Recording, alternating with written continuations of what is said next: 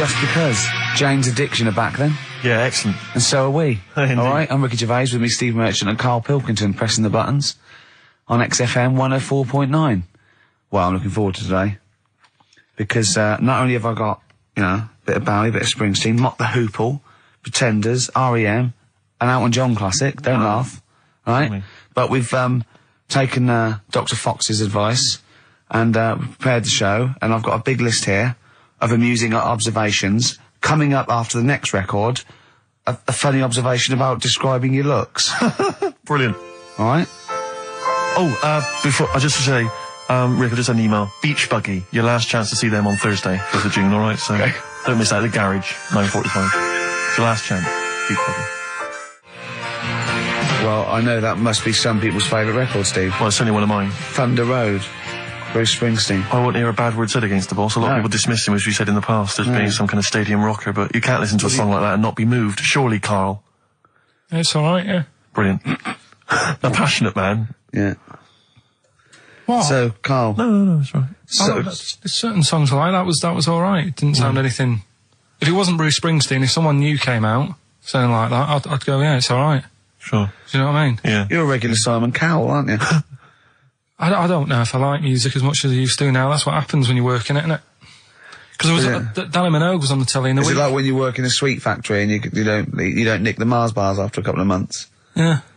Yeah. Danny Minogue was on the telly in the week, right? Yeah. And she was doing a medley.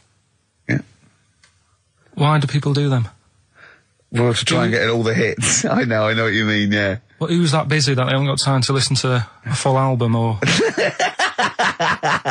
Well, it was it's like a meal in pill form. Yeah. Well, I like most of Danny Minogue's hits, but I don't like the whole song. Yeah, exactly. So if you want to just like pop the best bits down, 30 seconds, put them all together, yeah. Well, I've got a Stars on 45 record from the 70s. Do you remember those? Yeah. Stars on 45. But it's like you say, I mean, this one had it would be a snatch of Stevie Wonder, followed by the MASH theme, followed by Layla, just the intro. It was sort of, it's not music. It's just...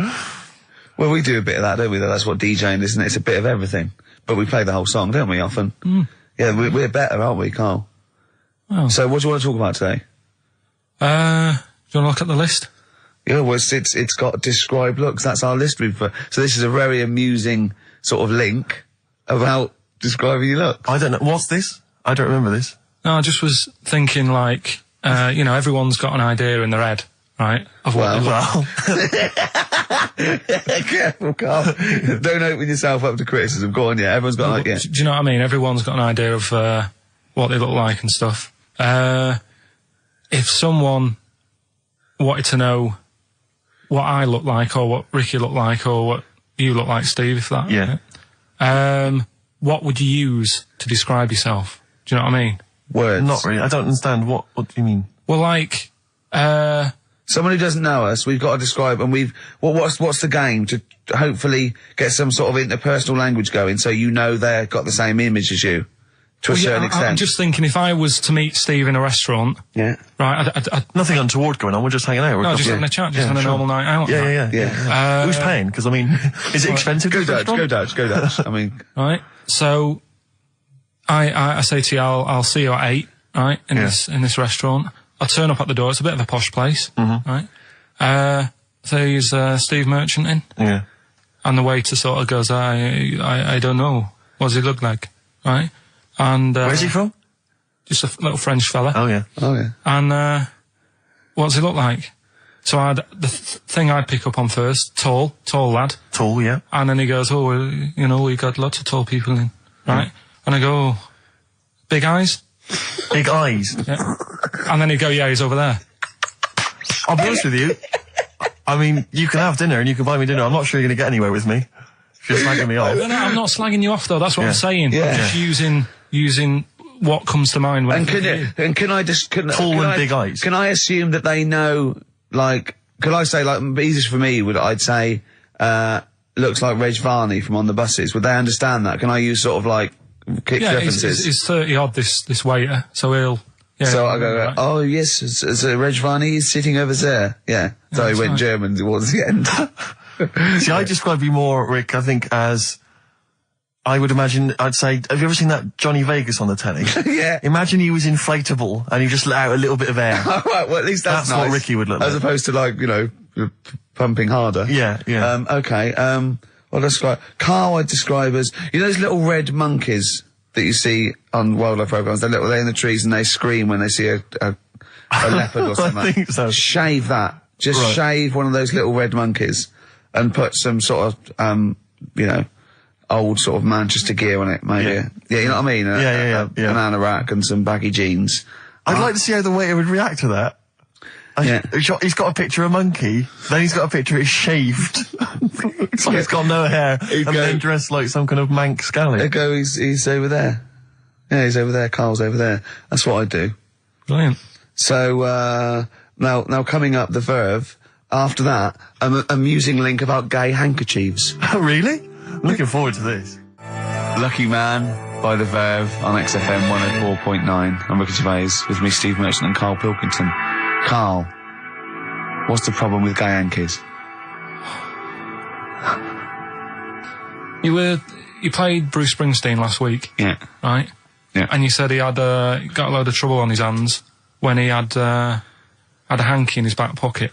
Did I say that on the air or? Well, we were just saying that famously on the cover of the Born to Run, Born in the USA album, it's just him, isn't it, with just his backside basically, with a red handkerchief. I wasn't looking. Well, I just. I did it for research purposes for this amazing link. Yeah, he had a red handkerchief, I think, in his right hand pocket, and apparently that signifies homosexuality. Apparently, I don't know. Oh, I thought it was which way you take. I don't know. These myths, aren't they? Right, yeah, well, exactly. I don't even know if this is... No, well, I read up about it. Okay. Right. Just research. And, it's all sort of, they've got all different coloured hankies. Are they? Right? Yeah. Right. And, it depends what pocket you put it in as well. So you've got, like, the different colours, different pockets. Yeah. And, sorry, how many variations are there? Different pockets is what? Well, you've got, like, your back pocket, your right back pocket. But what do they mean? What do you mean? Well, what do they signify? You can't just tell us they signify so much. What do they signify? Well, some stuff that we don't really want to talk about, to be honest. What?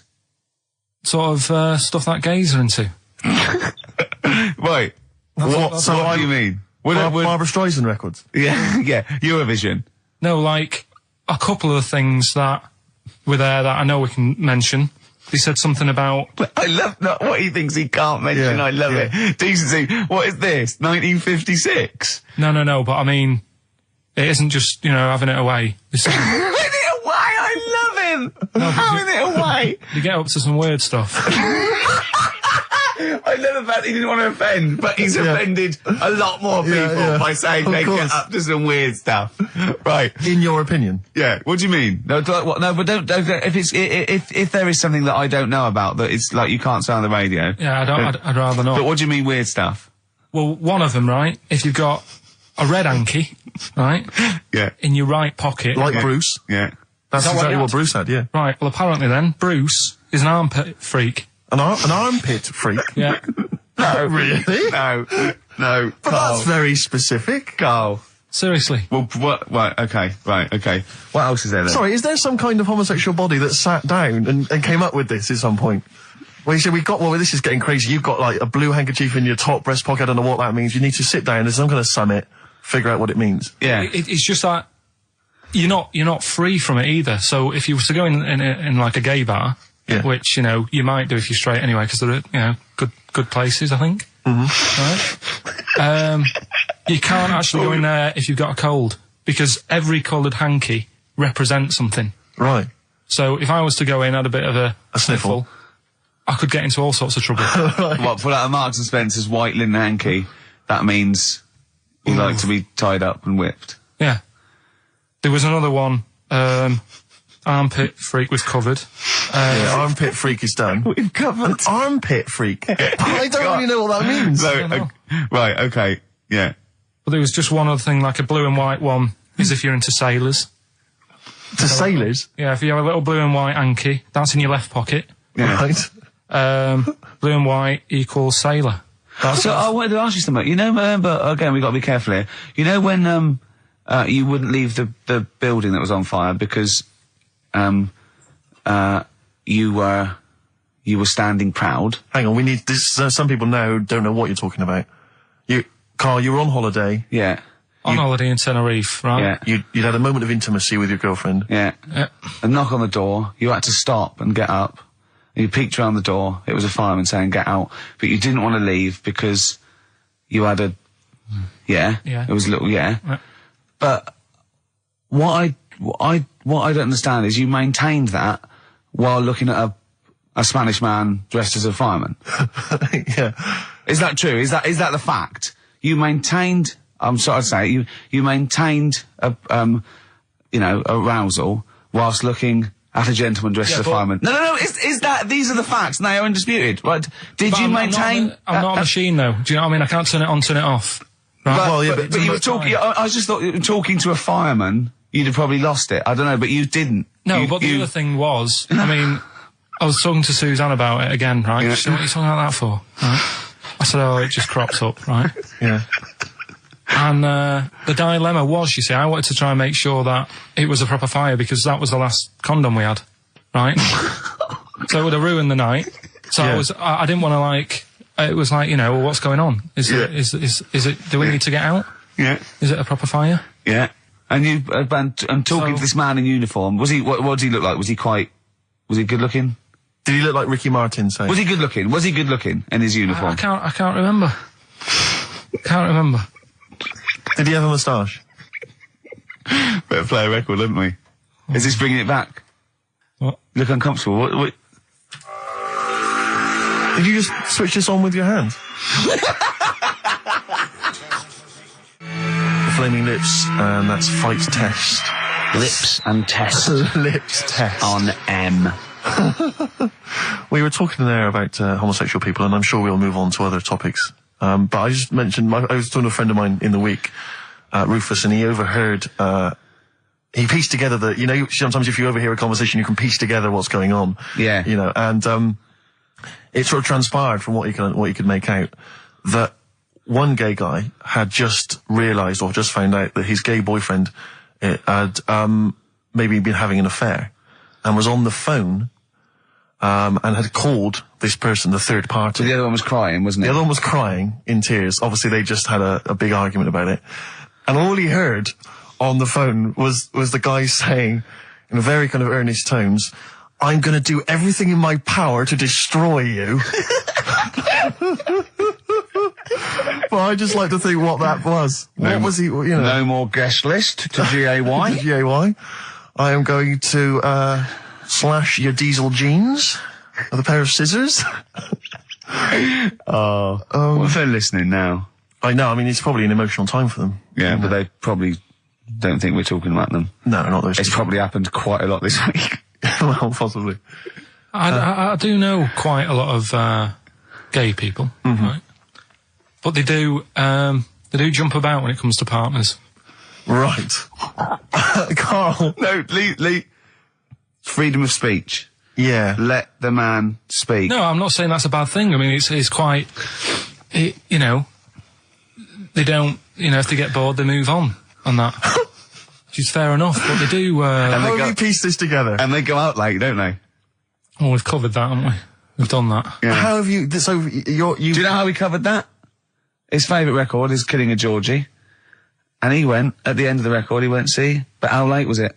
Yeah. If he'd have been sort of going out at a decent time, that wouldn't have happened. Or, Do you know what I mean, Steve, though? They're always getting ready to go out about 1:30 in the morning. You're asking for trouble. yes. Incidentally, I should just point out that, Oh, dear. that, we've had an email, I've lost it here now, but anyway, it was one of our listeners saying that we've slightly embarrassed ourselves because, of course, Bruce Springsteen on the cover of Born in the USA doesn't actually have a handkerchief in his back pocket. It's actually a red baseball cap. So, well, I don't know if that also counts. I don't know if it's any What does kind that of object. mean, though? Yeah, into heads. Into little round heads. Oh. If Bruce Springsteen, and he's obviously not gay, but if he said, alright, Carl, just, little cuddle, would you turn down Bruce Springsteen? Yeah.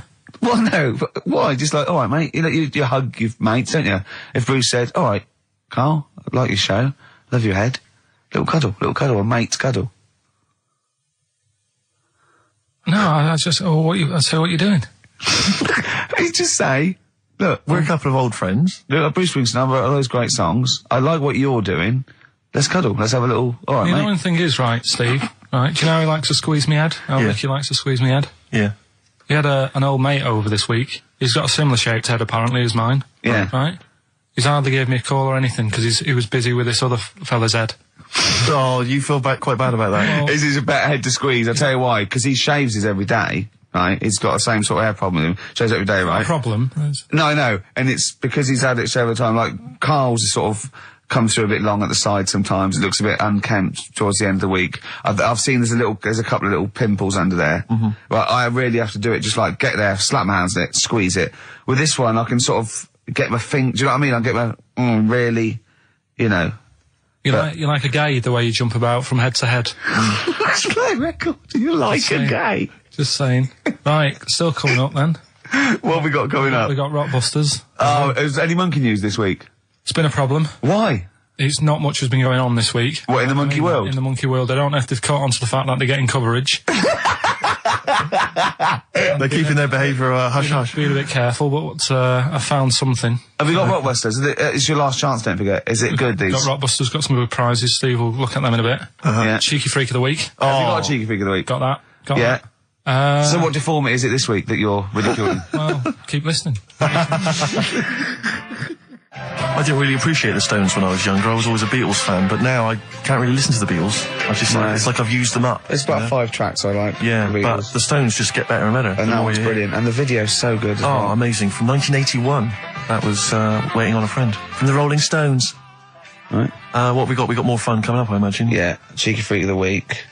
An amusing story about inflatable testicles. We've already given you half an hour talking about gay people. Who knows what else will be coming up? Yeah, it's big market. Out of Time by Blur on XFM 104.9. All right, Carl. No. What are you thinking? Stinking. That stuff. You're an enigma, aren't you? I would just say hello to, we've got an American listener apparently, Karen. Anyway, what else have we got? I thought that might fill up 4 seconds. We're not struggling, are we? No, I no, mean, no. we Well, do. just consult the list of Hold on, Dr. let me have a look. Fox-esque amusing Wife, topics. Wet Ones, Screwball, Shop Train, Cheeky Freak, Ronan. What's What that? was Ronan? Ronan. I just was telling you the other day about, you know, that song that he does. Loving Every Day as if it's your last one. Right. Yeah. I'm just thinking he's saying that as if like, oh, I'll have a good day. But I reckon if you knew it was your last day, I don't think you'd be in the mood to do anything. Yeah. But what- That's true. But, well, yeah, I but think the point is that it's living every day like it's your last. So, God, imagine if it was every day like the last. Right, let's go mental. And the good thing is, we've got tomorrow. So he's got the best of both worlds. That's what Ronan's saying.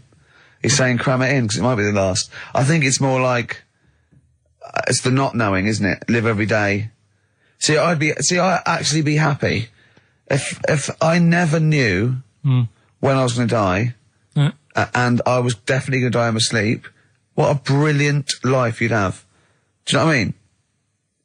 What, so you don't get an illness, but one night you go to bed and... I know that if you knew you were going to die in your sleep and never knew when you were going to die, it wouldn't matter if it was tomorrow or 30 years' time. It wouldn't matter, would it? Yeah. I've lost you, haven't I? I've lost you somewhere. I can't, I thought that was pretty easy, all that. I said die in your sleep and not know when you died. There was no high concept there. No sleight of hand linguistically. Where did I lose you? I think you lost him on sleight of hand linguistically. Just then.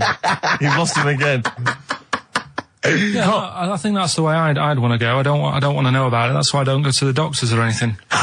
That's a good approach. And do you know, remember him saying he's going to die of cancer because he doesn't check his balls. He doesn't like the feel. Of course. What do they feel like, your balls? Like a wet chamois leather. With 2 marbles, 2 kumquats in a wet chamois leather. No, but I just... Why are they wet? Sweaty. No, they're not. I'm just saying smooth. Are they smooth? Yeah, because a chamois leather's smoother when it's... Do you shave them? No, I don't. In case a fireman pops round, you want to look your best. It looks like your head. You know, the fireman pops round, there you are, and he goes, oh, nice, smooth. So you never go to the doctors? What even? I don't like it. But if you found some buboes under your arm or something, I'd wait for a bit and I'd say to Suzanne, what do you think of this? just see if it develops into plague. Well, yeah, because you know, don't you? You know, Old bandages around your head. Yeah. And a bell. Yeah. Suzanne, what are you out? Can you get me a bell? Exactly. Brilliant. I don't- You know, there was this kid at our school we took the piss out of for basically the rest of his time there, because when he was about 11, someone said, "How would you want to die?" Right? We do that thing, drown in fire or that. He said, "I want to die of old age in my mother's arms." How old was he? Like 11. Loser. In my mother's arms? No. What, getting off with her? What does that mean? Die of old age. You know, so how old she? Brilliant. I want to die of old age with my nan and my mum. Yeah, all in the same bed. Oh dear. So if it was the last day, if you had one day to live, okay, what would you do with your day? Now let's assume that you're not in a state of ill health. there's not much you can do. It's just the end of the world. And you've What got do you one mean day. there's not much you can do? I mean, that's what we're asking you. It's the last day of your life. It depends, doesn't it? If we're all in the same boat, if someone says, "Oh, unlucky," without bitterness, like, "Oh, we accidentally exposed you to some radiation poison, you got a day," or if it was like, "There's a meteor coming this way, we're all in the same boat," I think it would be different. It depends whether it's you It would make no and the difference rest to of the me. world. No? I'd do the same thing. I'd steal a car and go joyriding. But like go mental. I'd be smashing stuff. I'd be knocking people over for a laugh. I'd be Yeah. going crazy. It'd be like Grand Theft Auto. Right. It would be okay. extraordinary. Brilliant. Driving through parks. That's Everyone what drive through a I park. did in the getaway. Yeah. I tried to play it seriously. Within about 10 minutes, I was just going around areas I knew, Yeah, trying to knock exactly. people over. Yeah. Yeah, I don't think I'd want to do that much. Seriously. You can watch telly, because you might not know how the thing ends. Sure. Yeah, be a waste of time. You could watch 24, couldn't you? If you had a day Yeah. on DVD. Do that then, do that. Do that, yeah? Well, but I mean, let's be honest. Let's say you can take all the money out of your bank account. You can fly anywhere in the world. You can do whatever you want. Well, not a long flight. You could. Well, no, but you've got your girlfriend. Australia, you wouldn't make it, would you? No. Why wouldn't you go to the monkey sanctuary down in Cornwall and just go around cuddling as many monkeys as you can? I'm going to tell you something now. Go on. Go in there next week. Are you? Yeah. Taking my mum and dad away, because like Suzanne's mum and dad are there. What, you're donating them? Most people put them in a home. What are you going to say? How you a monkey sanctuary is cheaper. Taking them down, taking them down to Cornwall. Hold on, I thought you said you'd never go away with parents again. No, but that was Suzanne's mum and dad. Oh, is this to get even or something? So we'll do that, and then we'll can it, then. That was your outing. You're phoning both sets of parents over and goes, right, you won't be seeing us ever again on holiday. We've taken you away, Be careful that the monkey people don't buy you off your Yeah. parents. And You know, set don't you make up sure in one cage. make sure they don't leave any of the monkeys' food in the telephone box, because Dad'll have that away. Yeah. No. I was talking to him about that the other day. About the nicking in phone boxes. And he Should we reminded just me- explain that to Well, people? they live in a small village in Wales, and it's like one sort of utility store. And when it's shut, they leave your shopping in the telephone box across the road. And Carl's dad found out about this and goes and helps himself. Yeah, to other people shopping. That's terrible. Yeah, go on. And I was talking to him about that, saying, have you picked up any surprises in the phone box? And he said, no. We were talking about other stuff he used to do. One of them used to be going in this supermarket, right, in Manchester. Yeah. Needs a new pair of shoes. Yeah. Go in, take a new pair off the shelf, pop them on, leave his old ones there. Really? And walk out again. Yeah, brilliant. Floor. And then you go in after and buy his old ones back like an idiot. Yeah. Yeah. You'd go in the next day. They look nice. Yeah. My dad's got a pair just like that. I've always wanted some. Can I have those? Incidentally, we don't advocate the stealing of shoes from shops. Or the joyriding and killing people. Unless you've got one day left. Okay. Or phone boxes. John. Fighting. M. Gervais, Merchant, Pilkington. Rockbusters. Oh, brilliant. Is there a jingle for Rockbusters? I don't think there's ever been one, is there? No. Can you come up with one quickly? Oh, Rockbusters. Brilliant. All right. Well, the prizes this week, there's not many. I have to say, Carl's not sourced many, but what he's got are actually good quality. Well, I'm trying to instill in him that it's, quality, not quantity. Absolutely. As opposed to like 15 copies of, Fools and Horses Christmas Special with a giveaway 3-wheeler. Yeah. car and Primal Scream's greatest hits on 11 CDs. Yeah. Not Primal Scream, in Spiral Carpets. Oh, that was it, yeah. Spiral Carpets. Anyway, yeah, we've got this new Kiss FM hip-hop classics compilation, which has got some really good stuff on there. New stuff from the likes of, Outkast and the Wu-Tang, but some old classics from Public Enemy, and of course LL Cool J's Mama Said Knock You Out. It's worth having alone. For that track. Yeah. I think this is 4 CDs? No, 2 CDs. The Best Air Guitar Album in the World, Volumes 1 and 2, and a special box set. Yeah. You've got all sorts on there. There's May. Brian Adams is on there, Robert Adams, Palmer. May, but also Palmer. excellent stuff. Beastie Boys, Clash, we got the Kinks, so that's good. Abigail's Party, the DVD thing with Alison Steadman. I know you're quite a fan of that, aren't you, Rick? Yeah, it's good. It's good. She's, from many years ago, if you've not seen it, it's good. This, Later with Jules Holland DVD, it's got, live performances from PJ Harvey, the Cardigans, Rollins. But he is playing Boogie Woogie over their tracks. I would hope so. Okay, good. And also, is this the new albums from The Thrills? Yeah, Is it the album? Yeah. Yeah, so that's a little, Wow. Is that exclusive? It's not even out yet, is it? I don't know, not even out. Not even out. Wow, that's the sort of things that Carl can come up with if pushed. It's all about the game, though. It's all about the game. The prizes are just for fun. It's all about the playing the game. Let's see what Carl's come up with this week. This is his last chance. If I ever hear anything like New Odour again, that's the end. Okay. They did get it though, didn't they? So they're working out. They will do it. Just let's have the jingle again. Alright. Oh, Rockbusters. Right, if you haven't heard it before, cryptic clues that make up a band and some initials to help you on your way as well. Right? So, Well, you'd never get it without, but go on. first one, that fella likes sucking on iron. Right? That fella likes sucking on iron. Yeah, the initial M. Right? Okay. That fella likes sucking on iron. Right, that's the first one. Second one, the Jamaican fella spots a boat. Oh, God. Say that again. The Jamaican fella spots a boat. Spots a boat. Yeah. Right. The Jamaican fella spots a boat. Yeah, that's right, yeah. All right. Initial D. D. D. Okay. D. All right. And the last one, do you want a game of tug of war? Well, it's up to you. You own it. Right? Interesting. I've just got number 2. Right. Do you want... Oh, God. Right, the go third on. one, do you want a game of tug of war? Well, it's up to you. You own it. And what's the initial? E. All of them again, quickly. Right, so the first one, that fella likes sucking on iron. That's M. Second one, Jamaican fella spots a boat. Right, that's D. And the last one, do you want a game of tug of war? Well, it's up to you. It's, you own it. Right? This is it like it's a whole story by the end. That's E. Ricky.gervais@xfm.co.uk. Please don't Email only. Email him. We cannot be bothered to answer the phone. Ricky.gervais@xfm.co.uk. Brilliant. White striped. Excellent. Forthcoming single from the White Stripes, I Just Don't Know What to Do With Myself. Worth checking out the webcam. Ricky's made Carl some kind of... I don't know, how would you describe that? I don't know, it's like a new thing. It's sort of like a scarf, sort of bandana. I just invented it. I don't know what it's called. Talk us through it, if you would. Well, all it is, it's a length of toilet paper, but you can use silk, whatever thing, and you just put it round his neck, and then round the back, and up over the ears, and tied to a little bow jauntily on the side. If you could actually stand up, just in case they got a webcam shot of it, you can see that there. What would you call that? I don't know. It's sort of like a bandana, but I don't know. Neckadana, neck chief. A neckadana? Bandana chief. A Carl chief. Yeah, I don't know. Well, we'll be marketing those if anyone's listening. Yeah. So, And would you do them in a variety of different colours for gay people? Red Hot Chili Peppers, Universally Speaking on XFM 104.9. Well, halfway through, Steve. I'm Ricky Gervais.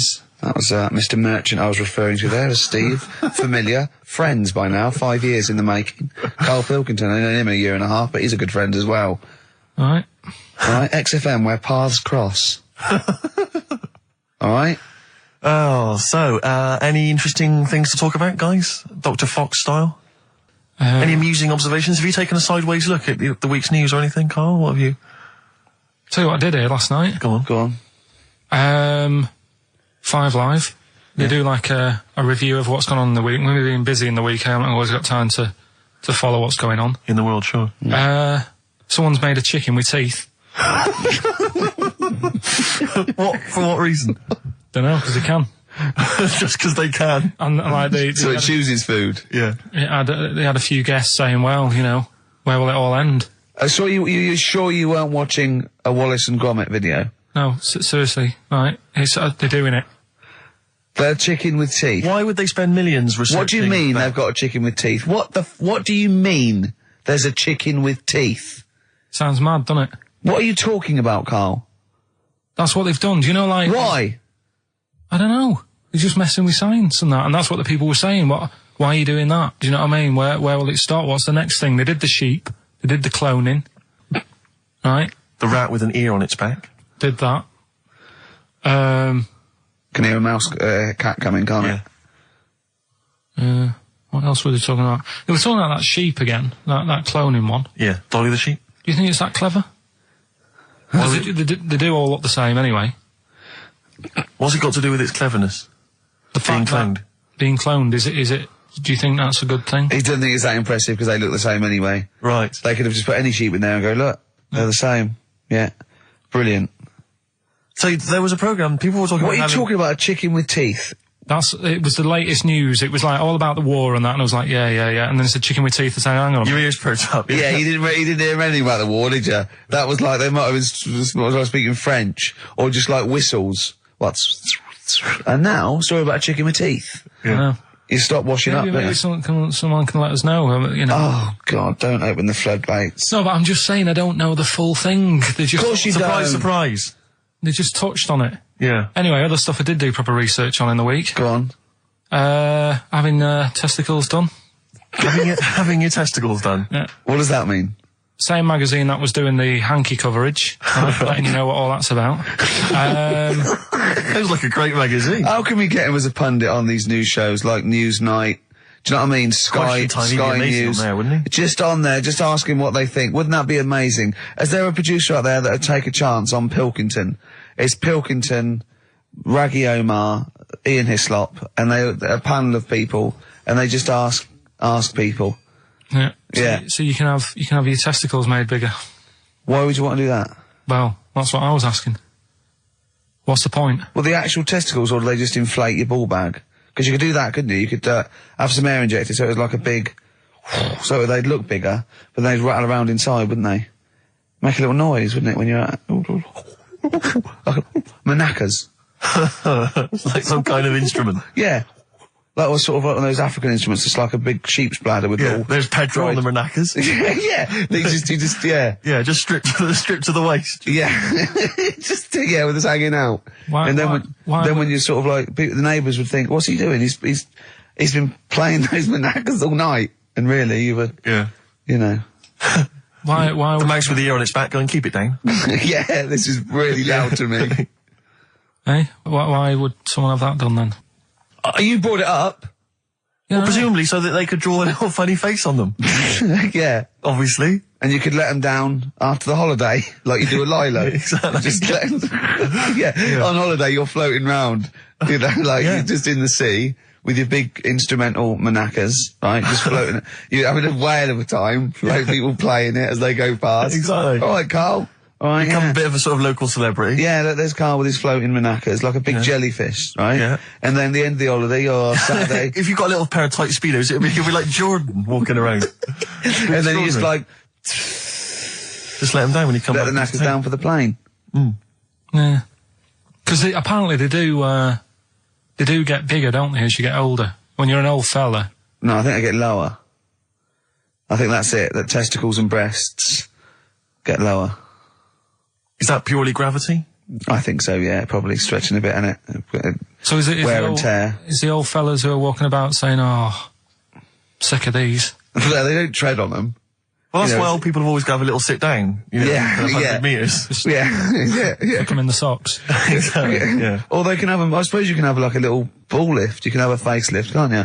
Have a little nip and tuck. Or probably a facelift would help, wouldn't it? Because if you pull your face up... That's going to bring the skin up. Bring up a little bit, yeah. Don't go too far. You'll have a little knob as a tie. But you can, you can tighten stuff up. Speak for yourself. Steve with his kipper tie. That's a lovely tie you've got there, Steve. And you look so young. Yeah. What's that little sack underneath it? That little brooch. Well, wait. Playing with your little manacas all night, Carl.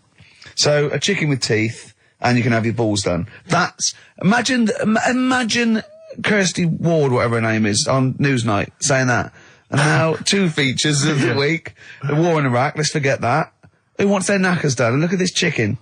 Careful, it bites. I think we should send this link to Dr. Fox and see if he thinks it's an improvement on what he heard during the Sonas. Play a record. Yeah, get this link, send it to Dr. Fox. He'd love it. Alright. Plus, he'd be able to offer some kind of medical explanation. Yeah, exactly. Teenage Fan Club. Oh, brilliant. One of Kurt Cobain's favourite bands, apparently, Teenage Fan Club, and that was the song Radio. He loved them. We've just had an email here. It says apparently they created the chicken with the teeth in order to prove that DNA can be reverse stimulated. The theory being that if you can revert chickens to a state in which it has teeth, I don't know if it ever had teeth, you can alter someone's DNA to stop them going bald, Carl. Did they mean that because birds came from reptiles that had teeth, outcrops, and then changed into a beak or whatever, that they revert, I don't understand, they revert DNA. I mean, there's not quite enough science here for me to be able to answer it in detail. Well, not for us maybe, but I think Carl's probably grasped it. What do you think that means, Carl? Yeah. What does he say?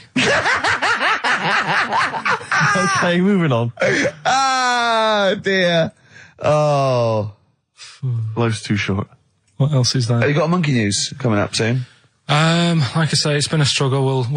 We'll do that. We'll do, Cheeky Freak of the Week. Do you want to? Oh, definitely. Should we do Cheeky Freak of the Week? Cheeky Freak of the I Week? can't wait. I'll always do these. I'd start off with these. Alright, well, let's have the jingle for Cheeky Freak of the Week. Oh, no. Do you remember it? No. I remember it. Oh, Cheeky Freak of the Week. Brilliant. Something like that? I want some more though, because that was slightly half-high. Oh, Cheeky Freak of the Week. Excellent. Right. This, we're going back again. Yeah, 17th century? Well, it was 1829, right? Oh, I'm impressed. Now, the problem is with Cheeky Freak of the Week. Not so much the week, is it, if you're going back to 1829? Well... Not even of the century. You haven't even done Cheeky Freak of the century. There's... What's the problem with Cheeky Freak of the Week? Just because... Other than the sort of moral implications. Yeah. Well, last week, it was a fellow with 2 heads. Yeah. We've done Siamese twins. It's Siamese twins again. Oh, No, it was Siamese again. twins. It wasn't a fellow with 2 heads last week. It was Siamese twins. Conjoined twins, sorry. They're 2 different people. This is what I'm telling you. But this is the problem. They're going to crop up quite a lot just because they've got double a chance. Alright? Oh, please don't write in and complain. He knows not what he does. You understand, don't you? Carl will actually feature one day in this section. Yeah. So, right, go on, Carl. We're going back to 1829. Yeah. All the way back there to It's a 1829. retro conjoined twin link.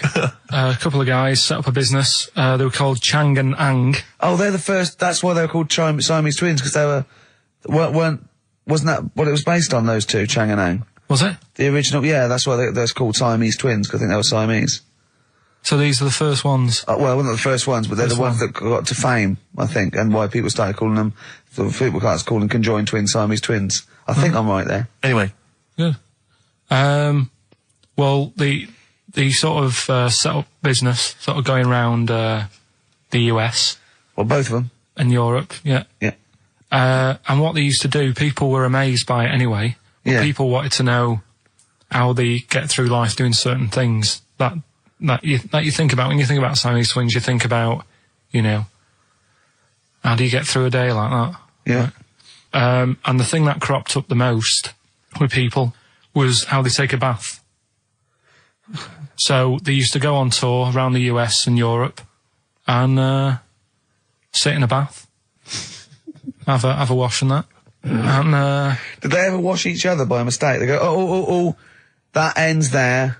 That ends there. Like those things in supermarkets. They put one of those down. We go, oh.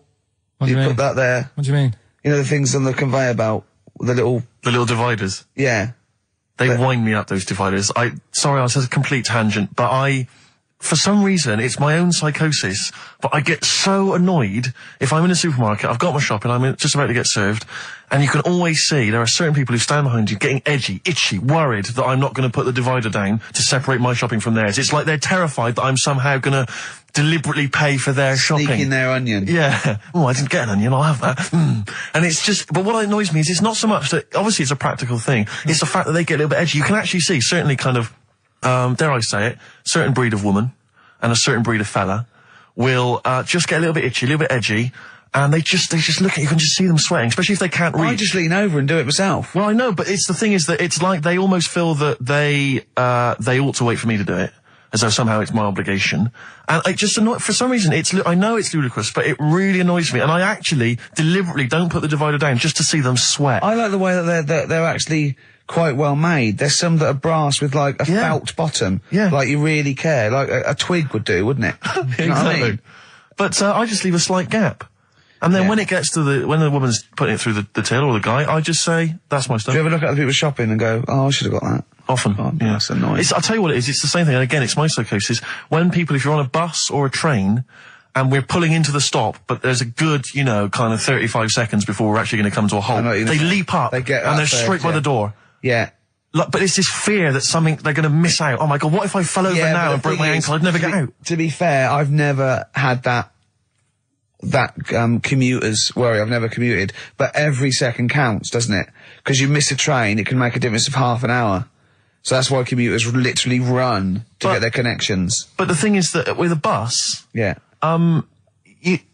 often there'll be people who are sat right next to the exit will get up and stand up for a while, waiting to get out. It just, again, I'm not saying it's not, it makes perfect sense to them. It's my psychosis. They're going to be mowed down in the streets. They will just be a few of the You're going to be in a lovely Chrysler. Exactly. Yeah. Well, I will be going straight through a branch of Waitrose. Yeah. Taking people out in the So we do not condone going through Waitrose in a Chrysler. In a car. Now, as Changanang, they're in the bath, they're washing their own bits, they've got one of those dividers, right? They go, well, that's definitely yours. I marked mine. That's definitely mine. What? Don't wash that, Chang. I wouldn't, Ang. I wouldn't wash that. Right? So what are they doing? They're in the bath. Carry on with the story. That's about it, really. I mean, that's the fact that people... So, two little Oriental fellas joined in the hip, had a bath. No. That's your story. No, they didn't have a bath. They they must have done some sort of research, right? Who? Changanang, right? And they said, well, what do people want to see? Isn't that basically Roller's song? But it's an idea that people have queued up. They've paid their money. They're in a tent. They're going, well, I hear they're going to have a bath. They're going to have a bath. Two Siamese people have a bath. How would they possibly do it? Well, I've heard they get into a bath. But that's I don't know they what's wanted exciting. to see them nude and where the join was. No. More than how do you get in the bath? I don't know. They just that's what they picked. They said what would be good to see. What do you want to see them do? Having a bath. How'd you get into trousers? Was there Exactly. This is all part of it, and that's why they picked having a bath. This is all part of it. Well, they want you to get dressed afterwards. Yeah. Who was the best out of Changanang? Who was your favourite? They both look the same, to be honest. There's a surprise. One was a short ginger woman. Oh dear. Is there anything what would be better than having a bath for you when you've seen them? What would sort of make you go, oh, I wonder? One of them pulling and the other one going home alone. Yeah. I go, look, she's definitely up for it. I'm taking her home and go, oh, what am I going to do? Can I watch? Definitely not. Definitely not. Look, you go to bed. I want to wine and dine her. But if he's got back to their place and they're going at Hammer and Tongs, but are you saying one of them? No, Hammer and Tongs were their cousins. Right. They lived miles away. Yeah. If one of them gets knackered, can the other one take over? God, I think we play a record. That annoys me. What? That sort of being at it all night. What do you mean? Let's put a song and I'll come back. What do you mean? No, come on. Seriously, because okay. R.E.M. Yeah. Well, after R.E.M., Night Swimming, being at it all night, and why it annoys Carl. Night Swimming by R.E.M. Well, before we played that track, you remember Carl was on the teetering on the cusp of telling us why he's annoyed at going all night. I assume you mean relations. Yeah. What do you mean? What annoys you about that?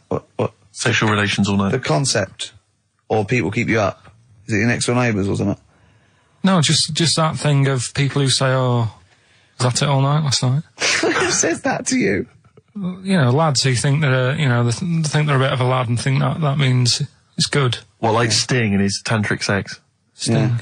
Yeah. Well, to be fair, it goes for 8 hours, but only 3 minutes of that is going for it. The other sort of, 7 and a bit is sort of laying next to each other, isn't it? Right. Or sometimes in a different room. Yeah. Yeah. Is that why it's called Sting?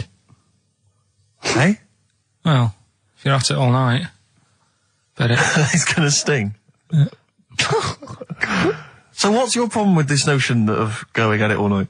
It's just that thing of, get it done right the first time. Do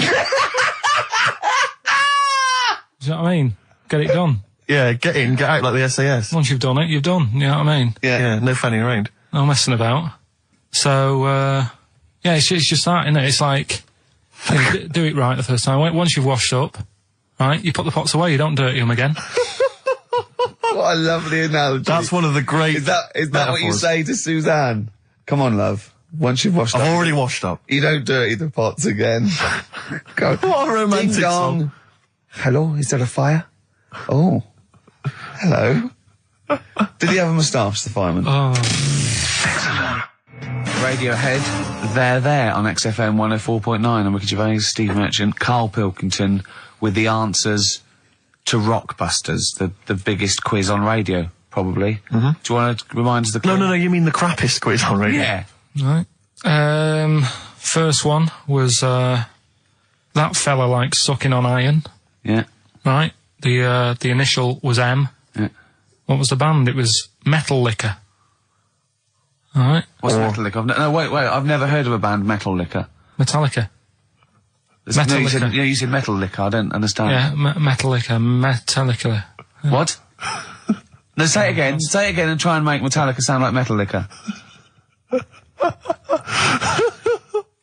Metallica.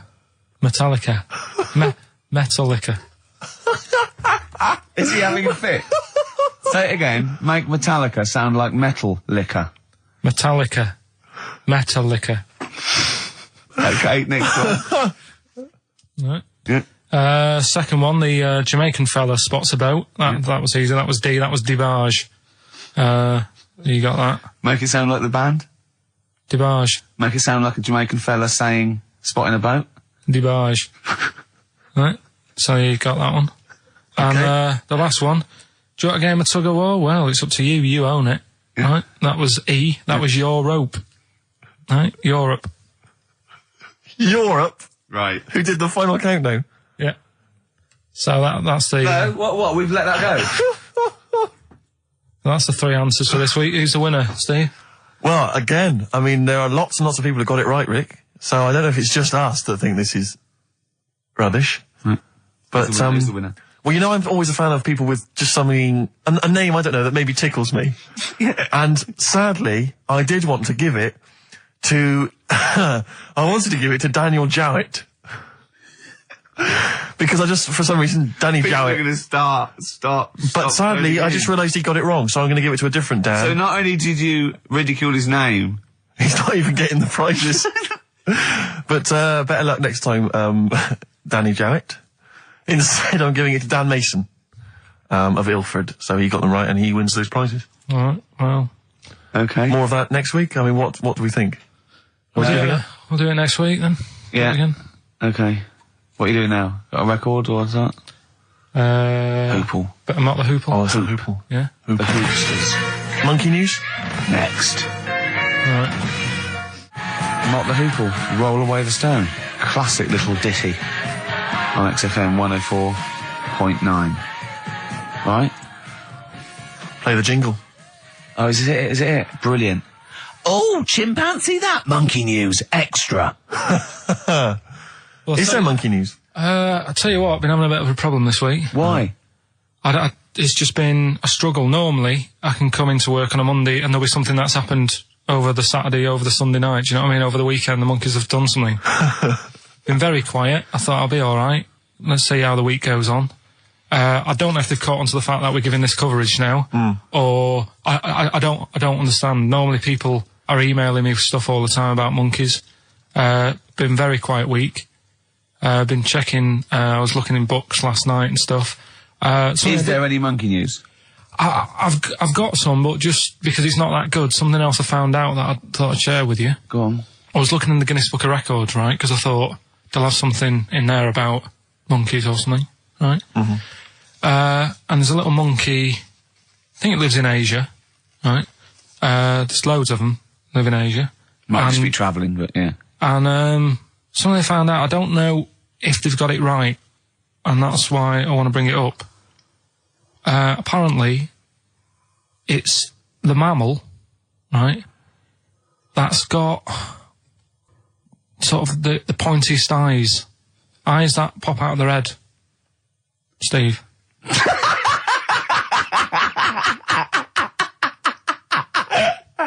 Now, the thing is, right, I thought that's interesting. Yeah. Apparently, it's the biggest with the sort of goggle eye type thing. Right, yeah, go on. Apparently, they come out of their head 1.6 centimetres. 1.6 centimetres? What, you mean they protrude? Yeah. They protrude from the head at 1.6. Okay. What? How long? Have you got a ruler, Rick? 1.6. He's having a go. I'd say I'd be a little bit annoyed if the monkeys beat me. Well, I don't think it has. That's what I'm hoping. Is there anything we can... I mean, what's 1.6? Oh, can you... It's about... Drop your trousers. It's, about 3/4 of an inch. What do you think? I don't know. Have they got it right, or what? Maybe I should come down to Monkey World with you next week. So anyway, so that's not the monkey news, that's just something that cropped up and... Sure. I do know once, when we were playing pool in the office, I think Lucy was your partner. Yeah. It was me and Ash versus you and Lucy. And you were having trouble because his glasses kept slipping down. So Lucy pushed his glasses up his nose, but the glasses touched his eye. Do you remember that? Yeah.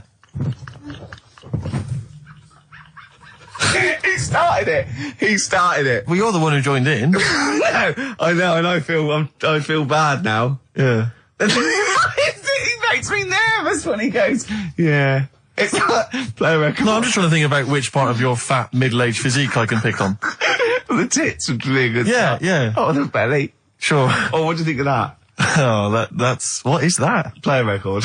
Is that monkey news for this week? Have we not got any other monkey news? Well, it's just, it hasn't been that good. I mean, the one that I found out here, because we've covered so much in the monkey world, right? The fact that we've done a monkey that was a sort of half man, we've done a monkey that got a decent job in a train station. Can you think of any of the other? Well, that's just some of the great monkey news from the past. That's what I mean. So that's what you got to compete with. So even though this is quite amazing, just tell us. Another monkey's got married. Oh, not another monkey getting married. What do you mean? It's got another one, you know, it was knocking about with some woman monkey for a bit. A woman monkey. They decided to, you know, get married. Yeah. They did. What do you mean they decided to get married? Was it pressure from her parents? They had a good do, and Good do. I love the spread. I love that. Peanut vol-au-vents. Yeah. Celebrated in a pub, and then they both went off to the cage that night. That's what I mean. Even though that is quite impressive, But because it's not true. Or it's a joke. It's nothing. It's not. on an Nova website, official sort of news website. 2 monkeys have married in Romania. after a whirlwind romance. Well, that's After a whirlwind romance. God, yeah, a quick one hanging onto the rope. Yeah. She was in the tyre. Yeah. He saw it. Yeah. He went, "Have a go at that." They go, "We got to marry her now." Yeah. Her parents came in and said, "Did you just shag my He was in daughter a zoo tyre?" knocking one off. She went, "I can do that for you." Yeah. Guests say the monkey bridegroom was scared by the number of people attending the wedding and refused to get out of his cage. So his bride was, Not bloody Hello Magazine again. No, it was no. I think it was like last minute nerves. Right, like right, you know, legit, I'm yeah, single second now. thoughts. It's like it's the big step. Yeah. But his bride enjoyed every minute of it. She was loving it. Yeah, she sure, looked lovely, by the sure. way. She looked lovely. Yeah. Did she? Oh, good. Reports she only appeared to have problems with her veil and dress. Do you see? This is the guesting. I hope they didn't ruin it like Anthea Turner and maybe get sort of sponsorship PG tips or something. Totally, with strong plum brandy, so they got them drunk as well. So they carried on the celebrations at the pub, and the bride was taken to her new husband's cage at night. I apologise. Play a record. I'll tell you what winds me up. What? Monkeys getting married. I know. And I'm not getting any action. And I got bigger eyes. Little by little. Oasis on XFM 104.9. Well, that's the show. Ricky Gervais, Steve Merchant, and Karl Pilkington. Karl, do you think it was a good show today? It was alright, wasn't it? With some, What do you think good moments, the loyal listener has gotten from today's show? What do you think that we've added to the world? well, I think they know what they've got, right? But if someone's just tuned in, I can tell them they've missed out on some good stuff. They've missed out on, Chang and Ang. Yeah. They're the two who are the one who invented, the ones who invented, the Siamese twin thing. Yeah, that's it. They invented it. Yeah. You've got, you've had like How We'd Spend Our Last Day. Yeah. Right? Running people over. Chicken with Teeth. Oh, he says it like, there's no other show that could give you all this. Yeah, go on. Gay Yankees. We've done that. Yeah, No one will be having a problem there tonight. yeah. Another monkey marriage. Another Another it one. sounds like the end of the news. Yeah. You know what I mean? The headlines on Sky News, and headlines and another monkey marriage in Romania. If you've thought about having your testicles bigger, Yeah, we've sort of covered that. yeah. And the monkey that had big eyes. Yeah. If it's listening, its position might not be safe in the Guinness Book of Records. And of course, Karl stays hard by looking at firemen. Indeed, we've also learnt that. Well, that's not true. Well, you did. Yeah. All we know is that you saw a fireman and it didn't seem to affect your erection. We avoided saying erection In fact, for 2 hours. if anything, it prolonged it, from what we can We've tell. avoided saying just- erection for 2 hours, and then he just Healthy young man. yeah. So, Yeah, no, sure, I'm sure he was. I'm sure he was, but Firemen keep Karl hard. right. You asked me to Pete for dinner, listening. you Amy Mann to end with. See you next week. Travis, Love will come through on XFM 104.9, Ricky Gervais, Steve Merchant, Karl Pilkington, etc. Got some great tunes actually lined up. Excellent. I've brought in some Amy Mann, some Neil Young. I'm playing my favourite Clash track. What have you got for us, Steve? I got a dynamite hip-hop tune by Yeah. The Roots, which I think you'll enjoy. Love it, love it. Got a little bit of Joni Mitchell, maybe swing that on later. Oh, excellent. I nearly brought in some Joni Mitchell. Good job I didn't. Yeah, exactly. Well, it wouldn't have made any difference. It wouldn't have made any difference. No, we We'd would have have probably played- played yours, and then yeah. I'd have been Fine. told to Go away. flee my Karl, what have you got lined up for us as the producer? Right, well, Rockbusters. Been off this week again? Has he? Yeah. Another week off? Another week off, yeah. Yeah. No, I didn't have a full week off. I had 3 days off Yeah. because I was working all over Christmas Yeah. and still didn't stop working, preparing stuff. You've got a nice load of prizes there that I've sorted give out. I me had to one, come in especially to sort that out. Yeah. Rockbusters. Did you will rifle continue. through the drawers at Capital Gold instead of down Yeah, here? yeah. Rockbusters, we're still doing that. Yeah, you're bigging it up. Yeah. He's bigging it up. Yeah, still doing that. We've got that. Last week, we sort of changed Educating Ricky a bit. Just a little Don't bit. say we. I don't want to be incriminated in it. Well, changed it in the sense that rather than giving you too much information about different things, it's hard to sort of keep it all in. Yeah. I'm giving you sort of information on one thing. So last no, week, because some of your stuff was a little bit too intense to be done.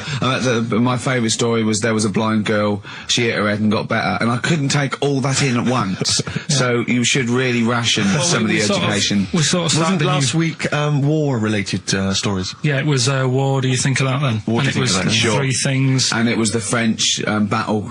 Going over the top was John's got a moustache, which you think was ambiguous because someone might have said that anyway. Well, look, you've remembered it, so it's working. So we'll be doing that. And last week Loads you of said French people have just gone to war who were listening to this. Yeah. you said you wanted to learn some science this week. Did I? Yeah.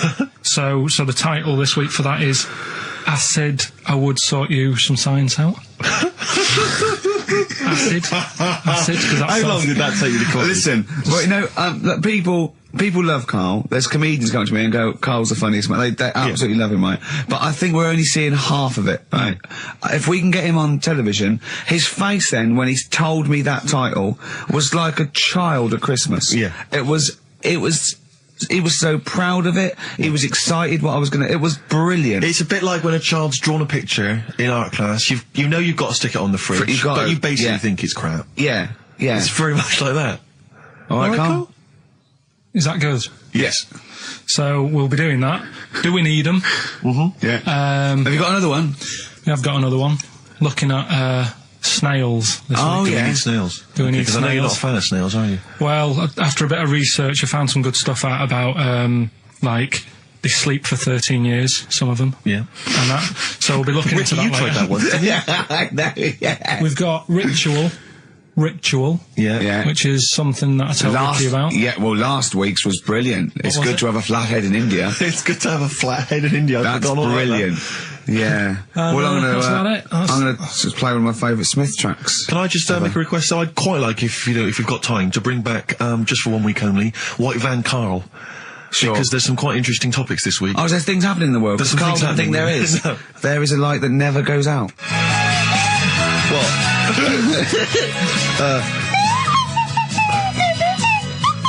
Someone's left one of those little things in here. It's brilliant, It's isn't it? amazing. What are they called, those things? I was thinking of being in the front row at a Morrissey concert and going, can I just play along? They are brilliant. I don't know what kind of sound that is. I don't know. It's only used for when Kenneth Williams Yeah, exactly. sees someone undressing. Yeah. That's the only time that is used, that noise. Exactly. That is But brilliant. it's like it was specially created for the Carry On films. Yeah, we need, I don't know what it is, but we need something when I walk in and see someone changing. Well, what about this? There is a light that never goes out by the Smiths. I phoned Carl up in the week, yeah, and I said, what are you doing? He went, well, even though it's one of my days off, I'm just doing some research on the web. Found anything and said, yeah, I'm doing science. And then he said, you can get wigs for dogs in Tokyo. That's his scientific fact. And I went, what do you mean? Dogs, if they need a wig? I said, if they need a wig, what? Dogs going bald? And he went, like, this is fine to him. He went, it's a stressful city, Tokyo. The world's all right with Carl. He's always got an explanation. I've only ever seen him confused once. When, in Edinburgh, he looked out of his window one day and he saw a bloke putting a parking ticket on some rubbish. Yeah. And that genuinely confused him. Yeah. He couldn't work out, could you? It's a bit weird, isn't it? And the woman breastfeeding her 8-year-old child, you didn't like, did you? I don't like that. But, the what's the name? Animals with wigs. I kind of thought, after I put the phone down to you, I kind of thought about it and thought, yeah, it's a bit daft, that. Are you sure he's not the ageing pop group? No. The Animals? But when you think, have you ever seen, like, a bald pet? No. It's weird. What do you mean? Because my mum, we had a cat, we used to get through loads of cats because we lived on a... Oh, God, it started early today, innit? What do you mean you got It's through a only lot of 10 past Just one. because What we are lived you on... doing? No, Running a restaurant? We lived on...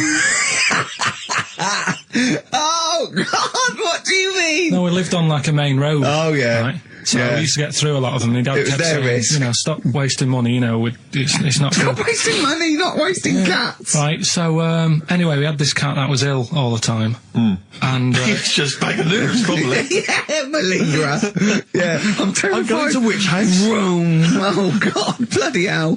Rome. Don't let me go to the Pilkingtons. and it, for some reason, it kept being sick all the time. Right? Yeah, that is nerves. That's definitely nerves. So my mum kind of thought, I've had enough of this, and she shaved it. Whoa.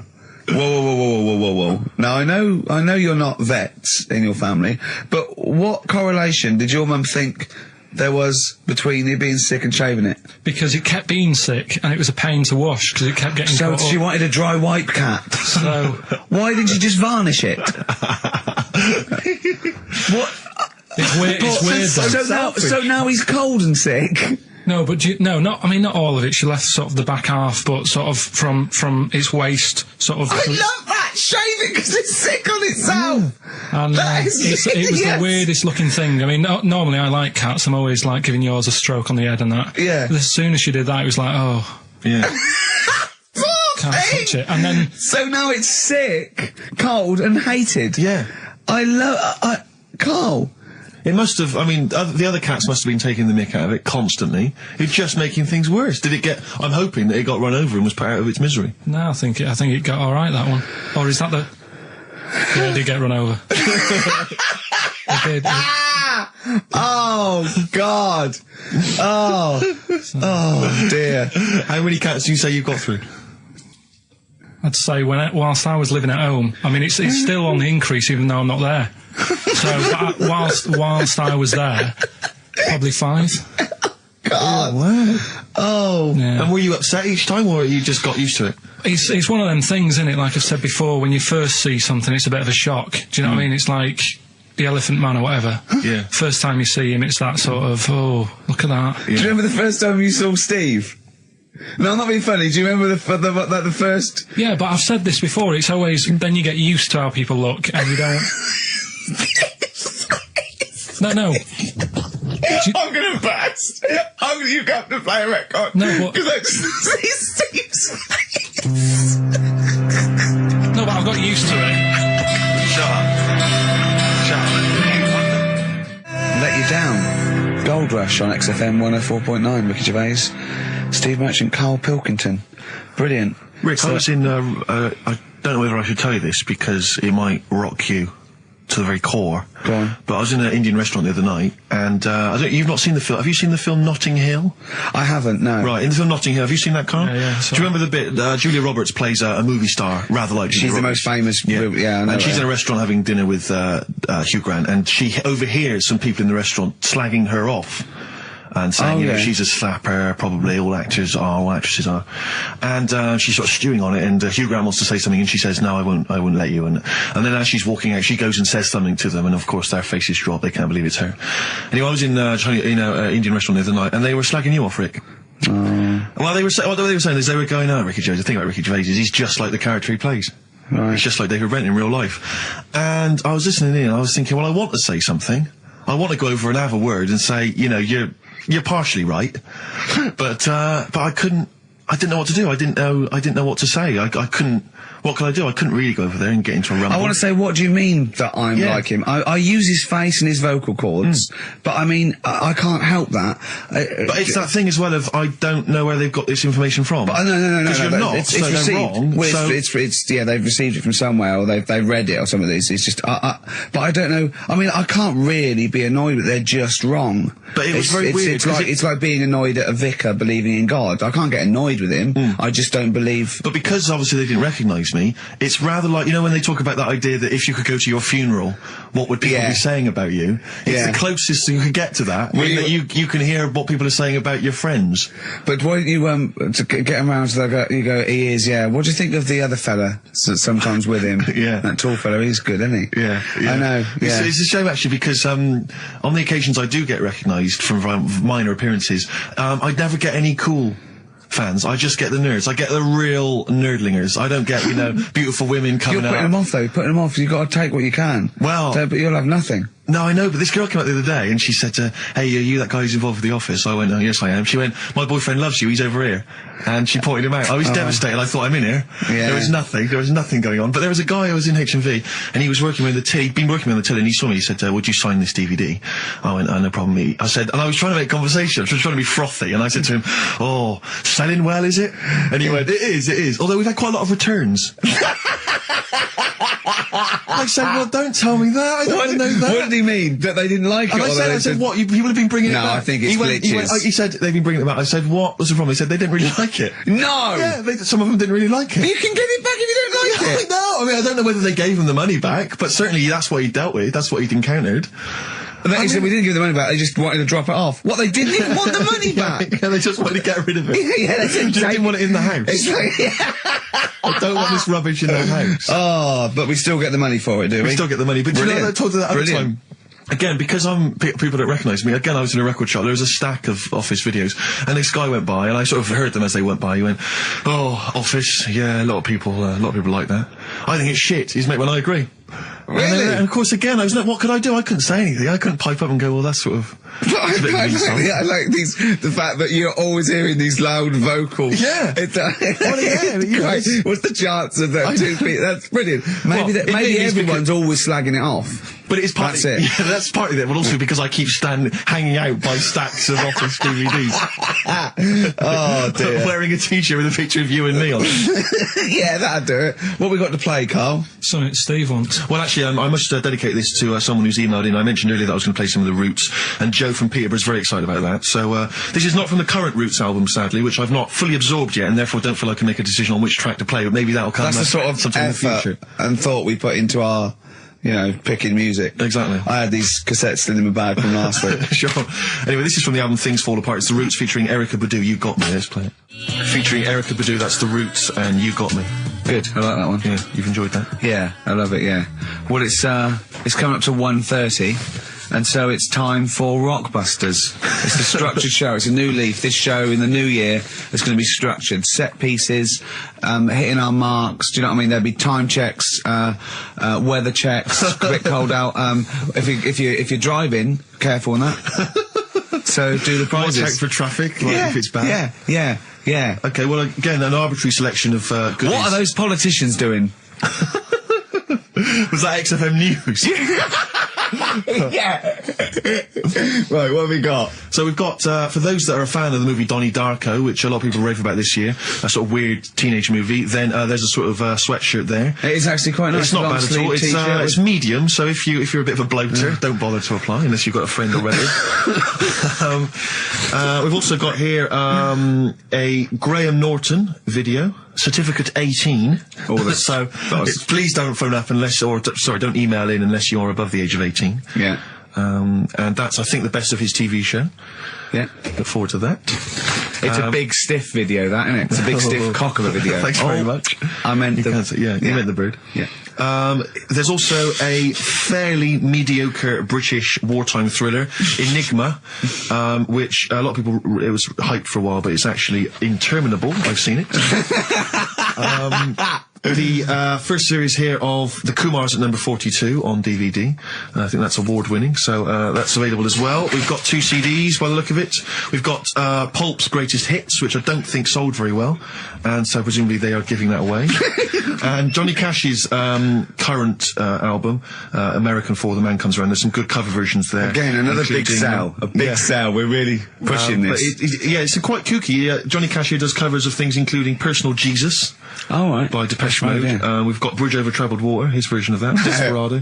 And anyway, it's not bad. That's probably the best treat in that bunch. Right. And I'm assuming there's some questions there, Carl. Yeah. Right, here we go. If you're a new listener, the way it works, I'll give you a cryptic clue and some initials, and it sort of makes up a band. Yeah. Makes more sense when you hear it, I reckon. Not particularly. Wow, not really. Although people do get it. I just worry about the state of our listeners. Go on. Right, so there's 3 of them. You email in ricky.gervais@xfm.co.uk. It's email only. I repeat, it is email only. We are too lazy to answer the phone. Yeah. Okay, here we go then. Number 1. There's normally 2 easy ones and a difficult one. Sure. So here we go. Number 1. Don't argue with him. He ain't going to change his mind. Don't argue with him. He ain't going to change his mind. Yeah, that's AA. AA. Yeah. So that's the first one. He's not going to change his mind. What do you mean, You've just got them written out, haven't you? Yeah, I'm just thinking about what the answer is, so I didn't write the answer down to Oh, this one. don't worry, they get it. Yeah, don't worry. Well, you can't remember it? You came up with it. There's only 3. I know, it's weird, isn't it? No, it's not weird. It's incompetent. Right, the second one, anyway. I hope you get this. I hope you get this. Email in and tell us the answer. This is a shambles, isn't Hang on a it? minute. Keep going. Go on. He always gets what he wants and doesn't worry about anyone else. P.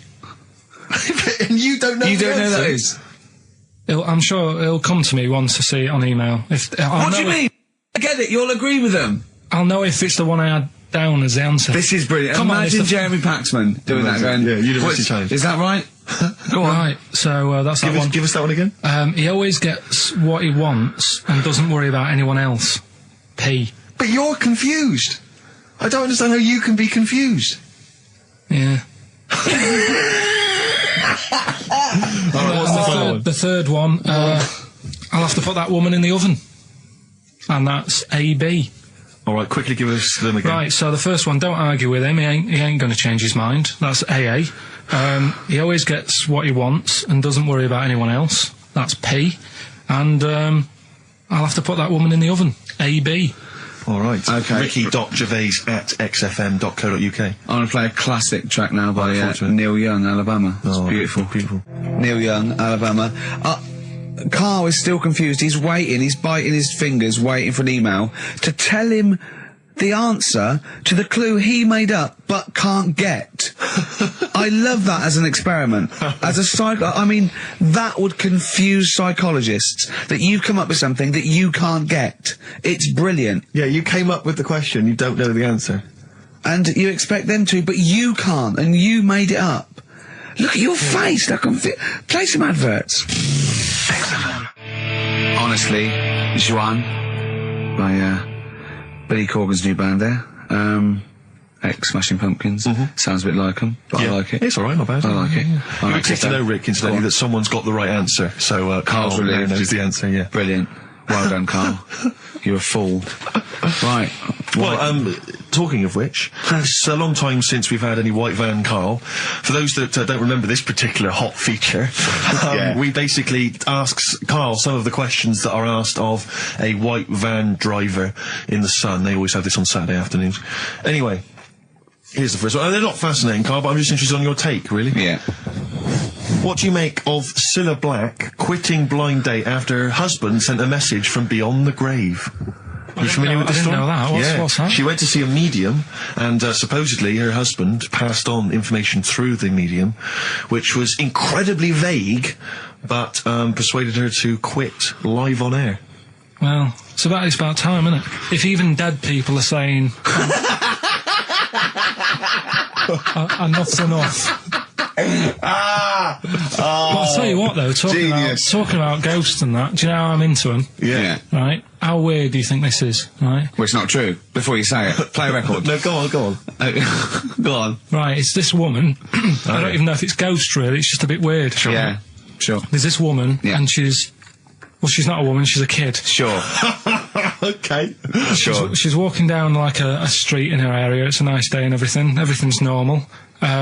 She's walking down, and a woman comes up, cycling past, right? The woman on the bike looks at the kid, absolutely terrified, right? Got a really scary face on her. Yeah. The kid's thinking, why is she doing that? Yeah. Right? So anyway, she thinks nothing of it, goes, I think she was playing in the park or whatever, goes and has a nice day. About 15 years later... Oh, right, yeah. She's, I don't know, I think she was going to work, right, on a bike. She was riding her own bike. Riding her own bike, cycling down the road. Oh, yeah. Looks at the kid. That's the thing that happened, like, 15, 20 years ago. Right. It's her on the bike looking at her as a kid. Right. Not another child. No. So it's her, she's seen herself. Carl? I mean, I don't know where to start. Firstly, where's this information come from? But I mean, why do you ever? I mean, I don't know what part of that you think can be true. I mean, honest. I'm speechless. I don't know what to say. What are you talking about? Bit weird, though, isn't it? But it's not true. It didn't happen. Nothing happened like that. She said it did. Well, she's wrong. She said she saw herself. She saw herself as a kid, didn't she? Did she carry on riding And as an cars? adult when she was a kid. Did she stop and talk to herself, or did she ride on by and think, that's a bit weird, there's me as an 8-year-old. I won't stop, I'll be late for work. Yeah. If I'm late again, the boss said he'd be in trouble. Yeah. Oh. Well, And where is this information? Did it happen to someone you know? No, You overheard it on the bus? no, it was in the 14 Times. Ah, right. Well, Okay. that's the answer. Good. We've Okay. got to the bottom of that. Right, good. Brilliant. Now, what do you make of David Blunkett accusing gangster rappers of making kids believe guns are cool? It's a hot topic there, Carl, and I imagine you've got some strong opinions. He's saying what? He is saying, basically, that all this rap music is advocating gun use and violence against people, and he's very worried about it. Nah. Okay. All right. What's the next one? Have you thought about going into politics? Because You gotta go- I'll tell you this, they wouldn't be able to argue with you, really, in the Houses of Parliament. They'd have where would they start? Yeah. My fellow is an idiot. No, but violence has always been about, isn't it? Like cowboys and Indians, they didn't have PlayStations and 2-pack then, and there was still violence. What do you mean? In the Wild West? Yeah. Do you know what I mean? So you can't really blame it on stuff. It'll always happen. That's the world, and it's made up of different types and that. Again, he's right. Again, he's sort of right in a way, in his innocence, in his buffoonery. I didn't hear what he said. He just said there's always been violence. You know what I mean? It's sort of like, Even, dinosaurs, look at them. They cause a lot and of then he trouble. went too far and made himself sound like a but fool again. I'm just saying, it's always happened, it always will. Yeah. Don't try and change it. Yeah, Yeah. just chill out is what you're saying. Do you know what we should do? We should all get on our bike, go and find ourselves when we're little and go, be careful what you do in life. Oasis, Supersonic, still good. Still as good as ever. Still good. On XFM 104.9, Ricky Gervais, Steve Merchant, Karl Pilkington. You'll be pleased, Rick. Go on. Ricky Anderson has emailed him. Dickers! Dickers Danderson. Oh, what are you he's, doing, Dindo? He's probably our biggest fan. Diddler, you little diddler. Exactly. He has emailed in, as ever. Ricky, your show fascinates me. How do you maintain such levels of senseless drivel? That's from Randers, from Randy Anders. as I Little call him. diddle dodders! Oh. So, thanks again, Dudley. for that, yep. Well done. He's yeah, that's great. I Nice get a stuff, buzz. I was disappointed last week where he didn't. What? Ask him why he's didn't. He email us didn't last. respond last week. No, it's a shame. Probably mate. busy. I don't believe he had something better to do. Well, I wouldn't have thought so. I can't believe that of anyone when No, you've on a got this Saturday sort of afternoon. level, Exactly. intense chat. What have you done this week, Carl? Well, I've had a few days off, haven't I? Yeah. Still, doing stuff for this show and that, but managed to Well, get a not few really. hours in. Yeah, not really. Just doing nothing, and bought a place. So I was looking at kitchens, Yeah. weighing some of them up, and Yeah. Checking them out. checking them out, and also ordered a sofa. Yeah. Nice sort of comfy, sort of leatherish sofa. Oh. A leatherish. Oh, I don't like leather sofas. No, yeah, but what are you picturing? A leather sofa. A leather sofa. Yeah, I just but don't. like It's what? squeaky and it's. No, this isn't. This isn't isn't. it? No, this isn't like that. But I want a really old, sinky Yeah. into fabric. I want a sofa that is as comfortable as a bed. Do you know what I mean? Well, if it was acceptable, you'd have a bed in your lounge, wouldn't you? If that was allowed, Yeah. without seeming like you were sort of like elderly, or That would be just, good. And I'd have a drip going in. Yeah. Sort of like with nutrients, because I can't be bothered to chew. No, you can't, lager, yeah. sort of lager with sort of vitamins. Vitamins and pumped then in, yeah. and then one going from my knob down to the toilet. To the lavatory, yeah. And with all the remote controls. And that would be amazing. To be fair, you're almost there, Rick. I've certainly seen the toilet tubing when I've been round in the past. My dad's bed, right? My dad would never change his chair. Mine would try and get rid of it because it would just fit to him and it'd just be absolutely dilapidated, right? And What, same he's with like, his bed. he had like his own chair in the lane. Yeah, his own chair, right? And then and his bed, right? When they had separate rooms towards the end, and his bed, right? It was just, it had it for years, and it was a big dip. It was Really? just like a spoon in the middle where it was concave. Where it said it. And my mum used to just vacuum it out. Oh! Well, the little bits are like, he'd have a fag in bed or he'd do his roll-ups in bed. Yeah. And, Oh, he that's said good. to us, why do you like that bed? It's curved. He goes, it means I can't fall out. I did. It was like in a hammock. That's great. That can't be good for his back. Well, I don't think it mattered towards the end. A hammock would be. I really would love a hammock. I think a big beanbag would be good, wouldn't it? With a telly. I bet a beanbag as big as a bed would be amazing. Yeah, but this is still the telly thing. Because do you prop yourself up a little bit to watch it? Do you watch it on the side, which is annoying? Do you turn the telly on the side? I've always wondered about that. The weird thing is, right, you know, I've mentioned before about certain things that are just right, like your hand, 5 fingers is just enough, right? One more, The sex tips. it ruins stuff. Yeah, one less. One less, and you know, I was saying about drying your pots and that, it'd be really slippery and that. Yeah. Right? And the weird thing is, right, I think that's what nature had in its mind. no, Yeah. but my mum and dad, right, they moved to this little house, right? And they had loads of furniture that they've collected over the years without chucking out, and they've moved to this small house, so they just had too much furniture, right? And they had this double bed, and that was for, like, you know, when friends come round and that, they can stay there. But the problem was he wanted to sort of put these wardrobes in the bedroom, right? Right. That went on either side of the bed. Sort of wrapped around Because, the bed. yeah, but because the room was so small, he thought, I can sort that out. Yeah. Right? And he sawed the bed. He sawed the bed.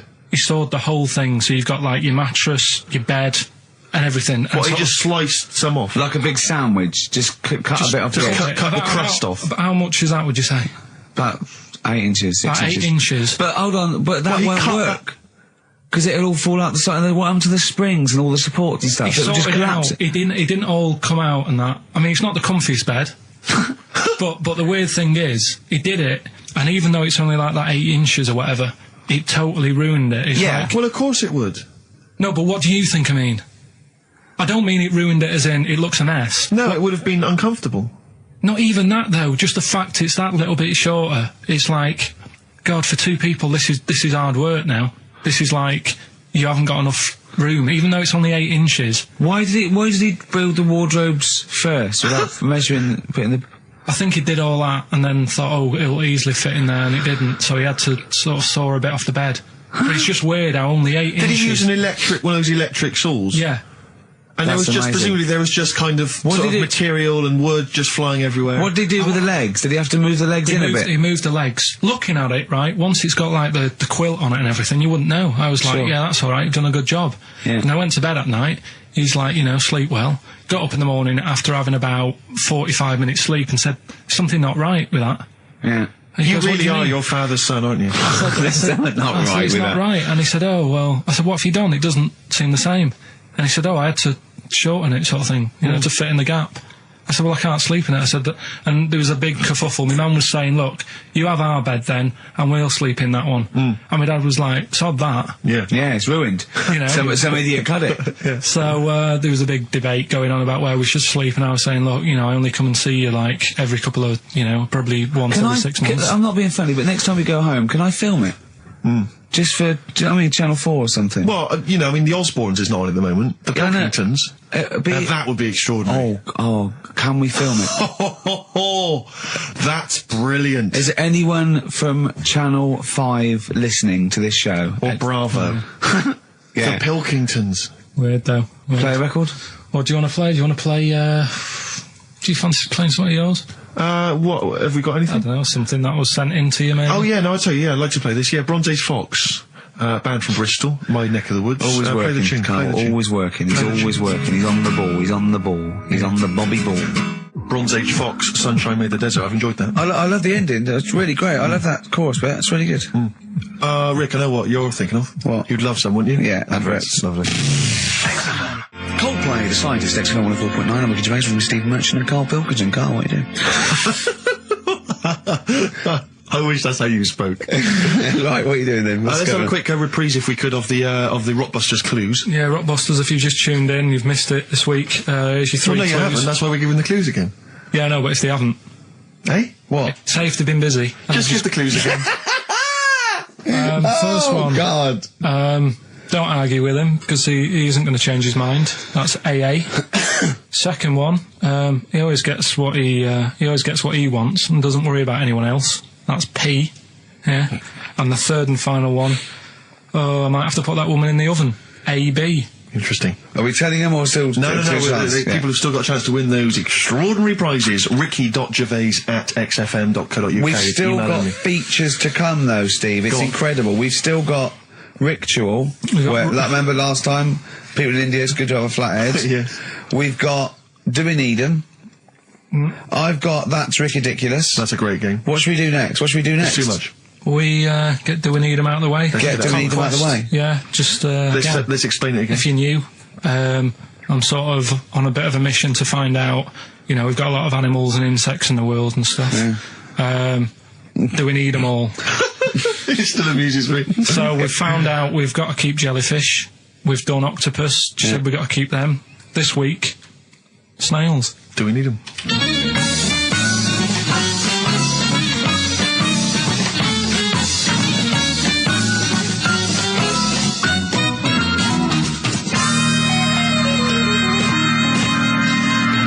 Just doing some research, right? I'm sort of working my way through different creatures and insects and stuff that's on the planet. Yeah. Right? And finding out if we need them or not. Right? Yeah. Do you know much about snails? Sea snails? Well, yeah. Snails in general. Don't know much about snails, land snails. I know a bit about sea snails, like whelks, top shells, that sort of thing. Would you say they're important? What sort of sense do you mean by important? Say if we had to sort of get rid of some animals and insects and that because we're running out of room. Right. Do you know what I mean? Because I'll tell you what I know about some snails. I don't know if this applies to sea snails as well. I mean, I called you today because a lot of other places are shut. Yeah. Right? So, I know they like to eat stamps, apparently. The glue on stamps. They love it. Right? Right. Apparently a lot of letters and stuff aren't getting to where they're meant to be getting because snails are crawling into letterboxes and eating the stamps. That obviously doesn't apply to the sea ones, but that's a problem they're causing. All right. Were you aware of that? No. I No? didn't know that. Bet you're glad you answered the phone today. Right? They love beer, Beer, yeah, who doesn't? and also, I don't know if this is right, but I heard that they sleep for 13 years, or can do. Right, I wouldn't know if they can sleep for 13 years or not, but... I mean, sea snails are pretty important, yeah, they do quite a good job in the sea. They graze on algae and But they provide food for other animals. I mean, you can say that about any fish, or any animal. Why do they exist? would you be upset if, someone said, we're getting rid of them? Oh yeah. You would be. They're an animal, I wouldn't. Forget being like favouritism and all that I get for them, right? There'll be other things knocking around you can sort of spend your time looking after. You'll still have a job. Don't be worrying about that. Because I'm not going to get rid of all the fish. Jellyfish need looking after, so you're safe. Yeah. But do we need them? Come on, there's loads of people saying, come on, we've got to move on through the animals, and you're holding them up saying, well, I want to keep them. Well, who's saying we need to... That just sounds a bit crazy to me. Just imagine. Do you know what I mean? And they would come to you because you work in an aquarium, so they'd be asking for your advice. Right. And you're slowing it down. Well, they asked for my advice and I'm giving it to them, so, that's what I think, anyway. Yeah, but snails, like I say, they drink beer and that, What did they do apart from some food for a whelk? They were around, descendants around a lot longer than we have been. Yeah, they've been around a long time, but what have they done? Well, they survived that long, so they must be doing something pretty good. Well, apparently they sleep for 13 years, so really, even though they've been around for ages... I think that sounds a bit... I don't think they sleep for 13 years. Not all of them, just the tired ones. So, snails, do we need them? Well, yeah, I just think they've got to... it's not for us to say, do we need them or not, we can't... So you think we should keep them? Yeah, definitely.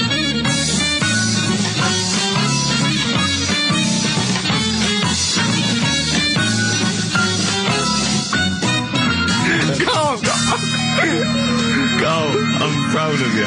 That He was getting really quite annoyed. I know, but what did he think he was doing? What?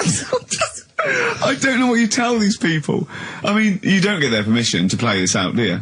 You just don't say the that. thing is, right, I sort of told him what it was about, but we won't say who he is or where he works, because it doesn't matter. I just needed to speak to someone who knows. I know, Matt, that you were trying to get an answer out of him by suggesting that he would be safe, because he could look after jellyfish if he gave the okay to destroy snails. He was getting livid, you could tell. Oh, God. Brilliant. So they've been around a long time, but what have they done? Well, that was great, Carl. Play a record. Well done. Bit of Amy Man. Oh, I'm obsessed with this song, Red Vines. It's brilliant. I love that. Amy Man, Red Vines. XFM 104.9, Ricky Gervais, Steve Merchant, Karl Pilkington. You mentioned earlier when we had our regular email from Dickie Anderson. Yeah. Randers, as I call him. Dandy son. Yeah. You mentioned it because we didn't get anything from him last week. We didn't get anything from him last week. Anyway, he's obviously listening, Rich, because he's emailed in to explain his absence. Dear Ricky, sorry for not tuning in last week. Only I was in HMV returning the 14 copies of The Office I got for Christmas. That's from Randers. So,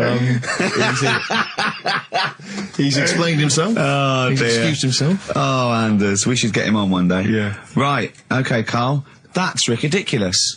3 amazing scientific facts, one of which is spurious. Okay? Yeah.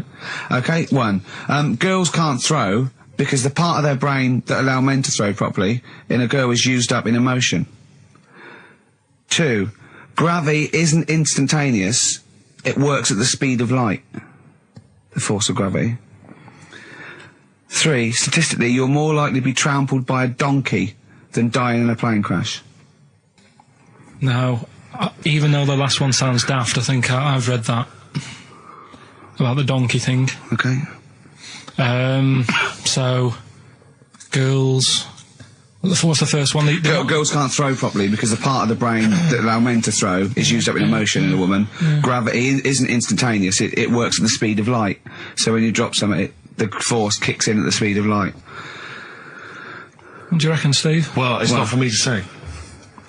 Is this a trick one where none of them are ridiculous? Or One of those three.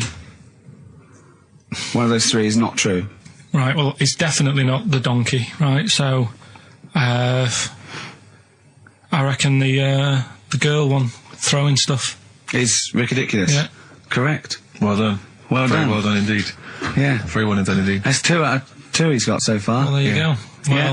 Well, I'll teach you some stuff now, right? I've always been fascinated by the donkey fact, because it is an extraordinary fact that more people are killed apparently by donkeys Yeah. than they are by airplane crashes. Well, I suppose in countries where they're used and use a lot, that they go a bit mad and squash it. But my concern is that there's when you go on a plane, there's so many checks. I mean, it takes some 40 minutes to go through all the checks: the air pressure, the cabin pressure, the fuel, checking the flights, the takeoff, all the rest of it.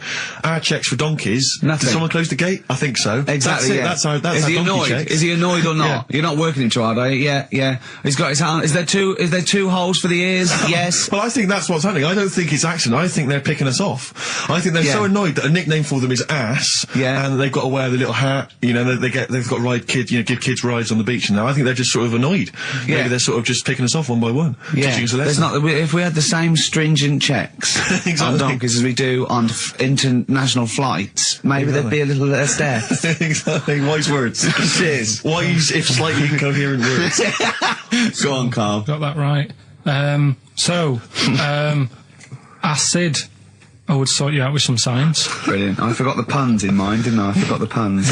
Go on. Right, so, you asked to sort of be taught some science and that last week after being taught about war, so did some research. And there's a few things, I think we'll just cover one of them now. Go on. We talked a lot about hairy kids. We have discussed that a lot. I love the fact that Simon Sharma has never started a programme like that. The Jacobites. We've talked a lot about hairy kids. Go on. It's a little bit. I mean, it's not your traditional science stuff, but it's still interesting, and it's a little bit. You know, it's still. Yeah, we talked about hairy kids. We have disproportionately, honestly.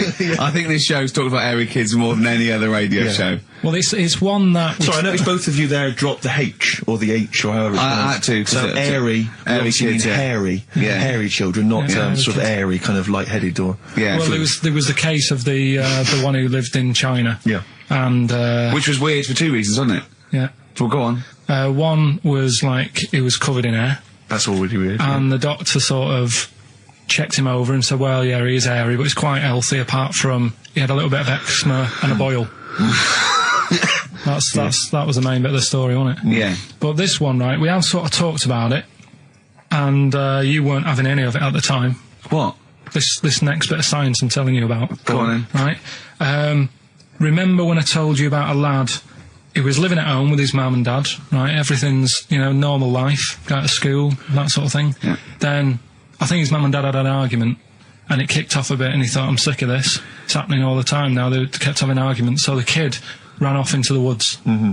Oh. Yeah. Right? God. Now, he left, he went and ran in the woods, and he ended up living with some monkeys. Right.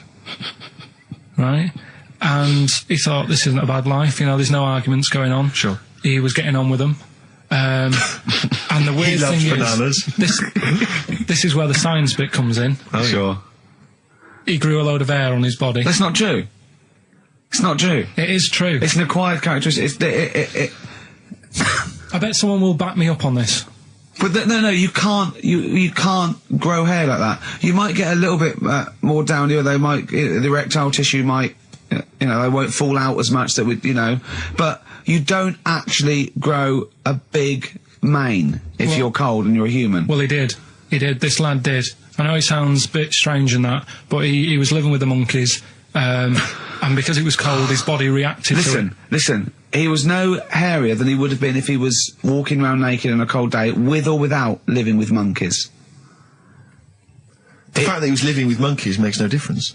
No, I know, but I'm trying to get, picture it in your head what it's like. Although Mickey Dolenz was always pretty hairy. Right? So he was living with them, and he went into town or something one day to get some food, and the people there were like, hang on a minute, that isn't a monkey. He went in naked. No, he was there covered in hair. Yeah, but naked, but covered in hair. So it was decent. It was. Yeah. But that was the weird thing. They thought it was a monkey in the shop. And then so presumably he had a big long beard as well, because he couldn't shave, could he? No, he just covered. He looked like a monkey. And they were happy to serve the monkey, were they? There's a monkey. He's buying a newspaper and some milk. How did he walk, Carl? Did he walk upright or whistling along? The picture that I saw on the internet, he was on all fours, but I don't know if that's when he was running away after they'd sort of, realised he was a kid. But this was a picture. So he was a kid as well? He wasn't even like an adult with a beard? No, he was a kid. Brilliant. And the beard kicked in a little bit earlier. So the people caught him. You're an idiot. The people caught him, shaved him, right?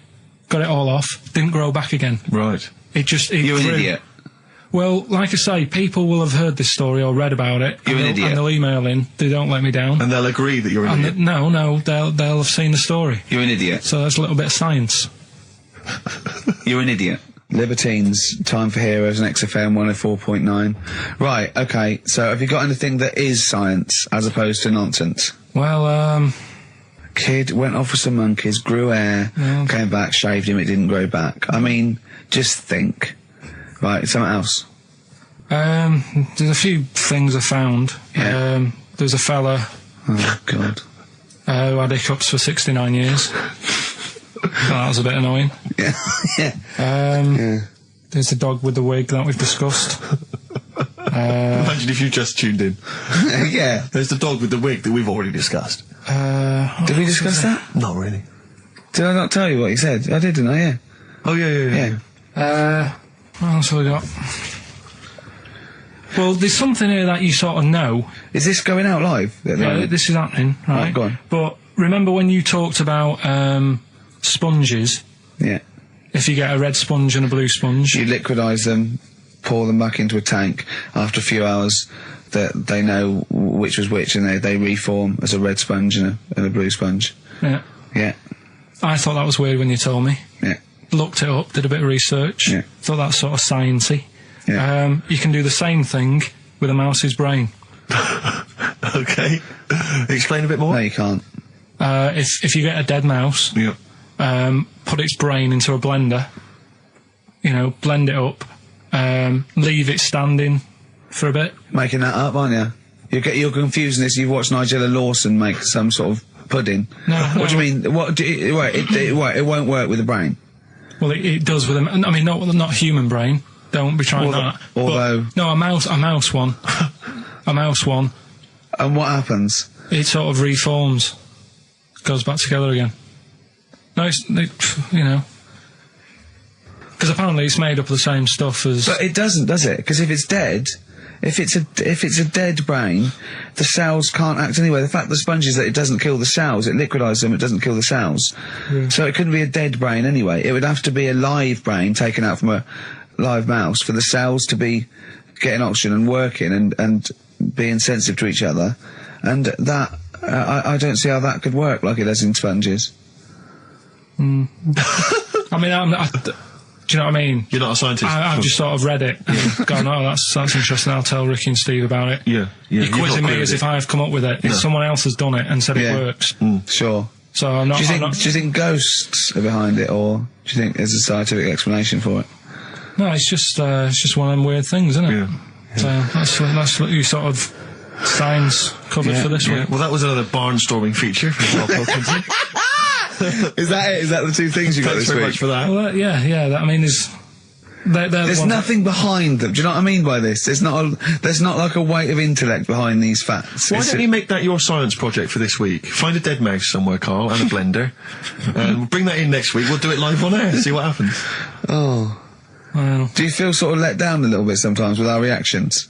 Well, what are you expecting us to do? What are you expecting us to just like look at you, open-mouthed, staring at you in awe? just like go, oh God, yeah, where did you find that out? And like, Yeah, but you know, we know. Tell us. We know where you found it out. You looked on the internet and a strange homemade website by a maniac somewhere, who puts on stupid things that he heard through Chinese whispers. That's where you get your information from. I doubt that anything you've ever come up with is verified. If it is, it's luck. But what do you expect me to do for you? Do you know what I mean? I'm just... You know, I'd like to know what the source of the information is. I'd like it to be, you know, a research study by the University of Columbia, rather than, you know, a guy who calls himself Mr. Pickles. On a website somewhere, www.lunatics.com. I mean, oh God. Some kind of evidence, do you know what I mean? I must warn you now, you know that Steven Spielberg thing's coming, Taken? Yeah? About alien abduction. When you watch it, just remember this, it's not a documentary. Okay? Alright. Alright? You remember E.T.? We were discussing that earlier. You know that's not fact. Flat or fact. Brilliant. Black Star Radiohead from the Bends on XFM 104.9. Rick John has emailed in. Yeah. It looks here like he's maybe trawled the web himself. I mean, I don't know if people just immediately leap onto the web every time Karl says something in his defence. I think our listeners are always on the web. Yeah. Anyway, he seems like he's reprinted here a news story, which seems to confirm Karl's Monkey Boy story. Yeah, what was the news Doctors story? baffled by boy 6 covered in ape-like hair. Doctors in Kazakhstan are baffled after finding a 6-year-old boy covered in ape-like hair. Yeah. The boy, called Ablay, was found in a remote mountain village close to the Chinese border. He's covered in thick hair from head to toe and has an oval-shaped skull.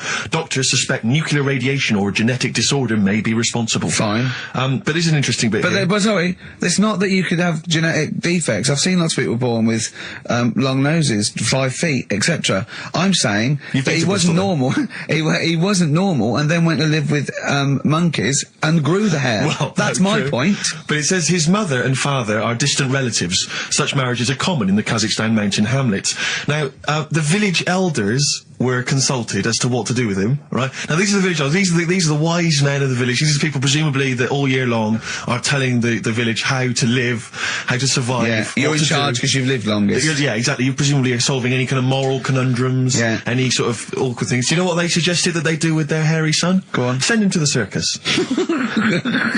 The Carl's nodding. Put him in the circus. That was what they suggested, and the mother actually wanted him to go to school. Instead, there's I don't know, school or circus, I don't know. We don't know what's better for him. Exactly. I'm not sure. We must consult the elders. What do you think, Carl? It's not a bad life, is it? What, the circus? Yeah. Well, you ran Kids will away love from it. Kids will love it. But remember that thing that I saw by that fella who, I don't know if you should talk about it really, it's a bit... Go on. Tell us now. You've hooked me. Come on. You can say it. It's okay. What, are you worried that it might be insulting to someone? Well, it's not nice, but... Well, you're not taking the mickey out of it. You're telling us... Go on. It's just... It was in that book again that you got me. You know, the book full of weird people. Go on. And things that are wrong with them, and hairy people, and... Yeah. Lad with 3 legs and that. There's a fella... basically just a head and a little body on a skateboard. Yeah. Right? Picture of him having a shave. And he was shaving with his mouth bit. With his tongue. Like that on the radio. Yeah. Just like- Carl is now doing an impression of a man shaving with his Yeah. mouth. Well, it's just a head, bear in mind. He's doing an impression. Imagine a head with a very tiny body on a skateboard shaving with its tongue. That's what Carl was doing. And he was depressed because he kept getting hats for Christmas. But if you were him, you would just grow a beard, wouldn't you, rather than... Oh, Well, rather than go through all But that he get hassle. it caught in the wheels of his skateboard. Clash. Rock the Casbah on XFM 104.9. Nearly it. Ricky Gervais, Steve Merchant, Karl Pilkington. So the answers to this week's Rockbusters. Yeah. Want to give us the clues again in the answers? Yeah. The first one was, don't argue with him. He ain't going to change his mind. The initials there were AA. That's adamant. Yeah. All right. That's good. That's a good one. Second one, he always gets what he wants and doesn't worry about anyone else. That was P. That was Pixies. Picks his. It kind of works, yeah. And the third one, Alright, I'll let you have that one. I'll have to put that woman in an oven. That was AB. That was Anita Baker. Anita Baker. It's good. Anita Baker. Anita Yeah, I'll Baker. let you have all 3 today. So You've done well. So do you want to pick a winner, Steve? Well done to Mark Leder from Bow. He wins those fairly mediocre prizes. Enjoy them. Oh, brilliant. Oh, well, we've had a few laughs. We've had a few tears laughs, a today. few tears, a few scientific breakthroughs. Exactly. Got to get a picture of Carl somewhere in the national press. Just his little round head there. As an email here, Carl is trying to distract attention from the fact that he is a monkey raised among humans and horses and has failed to develop hair. It's I can just imagine him being the second cleverest in a troop of monkeys. You know what I mean? Second cleverest. You know what I mean? So Picking fleas out of their hair. Oh, look at his little face. I'll tell you what. Heat, I'm gonna get a picture of you. Just put it in the radio section of Heat. Just this is what Carl looks like. Oh, another email. Someone said, when the monkey boy went to the shops, he was naked. Where did he keep his money? Good point. Didn't happen then. Right. Oh, So that's that. We didn't even do all. What do you mean? We didn't get round to ritual. oh, come on, give us No, we ritual. haven't really got We have time. quickly. No, it's, We have got time. Just do it. Why haven't we got time? It's 10:02. right. Well, we've got a long track to finish on. Well, just do it. It's. Do Are it. you familiar with the place called Go on. Easter Island? Yes. Yeah. Do you know what they do out there? Eat eggs. I don't know. Well, Go that's on. close. Go on. Right. What they do, right? There's a load of people living on an island, Yeah. Easter Island. and to find out who's going to be running the place, they They don't hold elections, do they? they have these. Well, they have these birds that lay like expensive eggs on an island. Expensive eggs. Okay. They lay expensive eggs. Fabergé eggs. Yeah, go on. On this island, Yeah. Easter Island? once a year. No, off it, like about 2 miles out. Right? Oh yeah. And Whitsun and Island. the sea, the sea. Shrove Tuesday. Yeah. Pancake We're running out of Island. time, Just tell us. no, Steve, we'll play off no. Tell us. Right, finish Next it now. week, next You week. don't you dare. Oh, I'll See you later. Joni Mitchell. You. Blue Motel Room from the album Nigeria. It's the song for the ladies this week. Thanks for listening. Next week. Chilly weather. Why not put on a cardigan? That was the Cardigans. And for what it's worth, a lovely tune there. Oh, that's a joy. We should definitely talk like that more. XFM 104.9. Ricky Gervais, Steve Merchant, Karl Pilkington. All right. All right. Yeah. Well, we got a jam-packed show today. We got Oh, we got so many we got more features than Carl's got on his face, which is about the same as Morph. Yeah. Very few. It's just really a head, isn't it? A little. That's where I've seen him before. More. On Take Heart. Yeah. We've got Rockbusters. That's Have we? still No, going no strong. more feelings on that. No, Fair but enough. he's said he's going to buck his ideas up. We've got chimpanzee that. Carl finds an amusing monkey or ape related story. We've got Carl in a film again. Right, excellent. Yeah, we've had a lot of great response from that, Carl, on the internet. It was my favourite thing we've done. People raving about that. So can we say what the film is? And excuse my French, we've got some bloody great music. Oh, pardonnez-moi. Wow, I don't know. I don't speak French. I will try and start. Well, I'll just give you a taste. We got Oasis, Cardigans, you just heard there. We got Lloyd Carl. We got a bit of Pretenders coming up. Eminem, Feeder, Coldplay, all the greats. Can I play you some TJ's fan club later? Yeah. What should we have now? Oasis. Go on. Yeah. Brilliant. Oasis and Songbird. It's a nice little ditty It's all right, yeah. of a It's not too Saturday. bad. Yes, thank you. XFM 104.9. Ricky Gervais, Steve Merchant, Karl Pilkington. I think we should go straight into it, Carl. I think we should do the competition. There's Carl in the corner. It seems a little premature. Do you reckon? Yeah, I Do you think reckon so. it's so good? We should tease it out of Well, them. it's a big thing. It's just that I've got absolutely nothing to say. Sure. I haven't really. Well, I mean, like often I know you all have spoken to Carl in the week. This week, for some reason, I've been speaking to him. Oh, right. I spoke briefly to him about Michael Jackson and the documentary. Yeah. Now, of course, I thought that was extraordinary. Amazing, I asked amazing Carl's piece of opinion. work. Yeah. And he didn't mention to me the fact that Michael Jackson likes to climb up in trees. No. He didn't mention anything about his bizarre relationship with children. He didn't mention anything about his obsessive billionaire spending sprees. Right. He didn't mention anything about the mannequins he has in his thing, or the fact that he drives around his sort of 7 hotel suites in Las Vegas in a little kind of old people's scooter. The only thing of note for Carl was he said to me, "Did you notice how big his hands are?" I'll tell you what, though. I did. What? Yeah, how you look at the man's got like a face that he's had reconstructed. Well, I can't know. even say that. It's libelous. Yeah, But, he hasn't. He's got an he's had two nose face. jobs. Yeah. And you're But- looking at his hands. But I think it's because you look at him and he looks a bit like there's a bit of androgyny there, but it's sort of like it is quite a petite sort of old lady's face in a way. But then you see these labourers' hands come out. That's always the way with a tranny, isn't it? You know what I mean? What, you can't accuse him of being a tranny. No, he's not. No, he's not. What are you saying? No, I know he's got not. enough issues. Now you're accusing him of being a tranny. I like him. I thought he came out that brilliant. I thought it was really. I really felt sorry for him.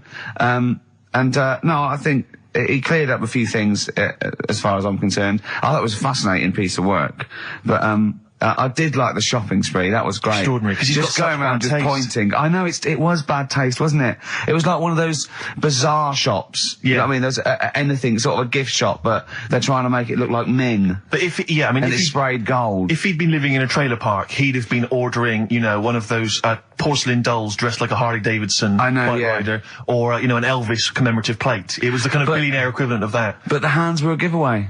It's the same as those sort of What do you mean that hands transvestites. were Well, given- it's like you get what was it about his hands? I didn't Well, even see you know it. when you get like a cab driver or something, right? And he decides to turn transvestite about 60, and he goes on Kilroy.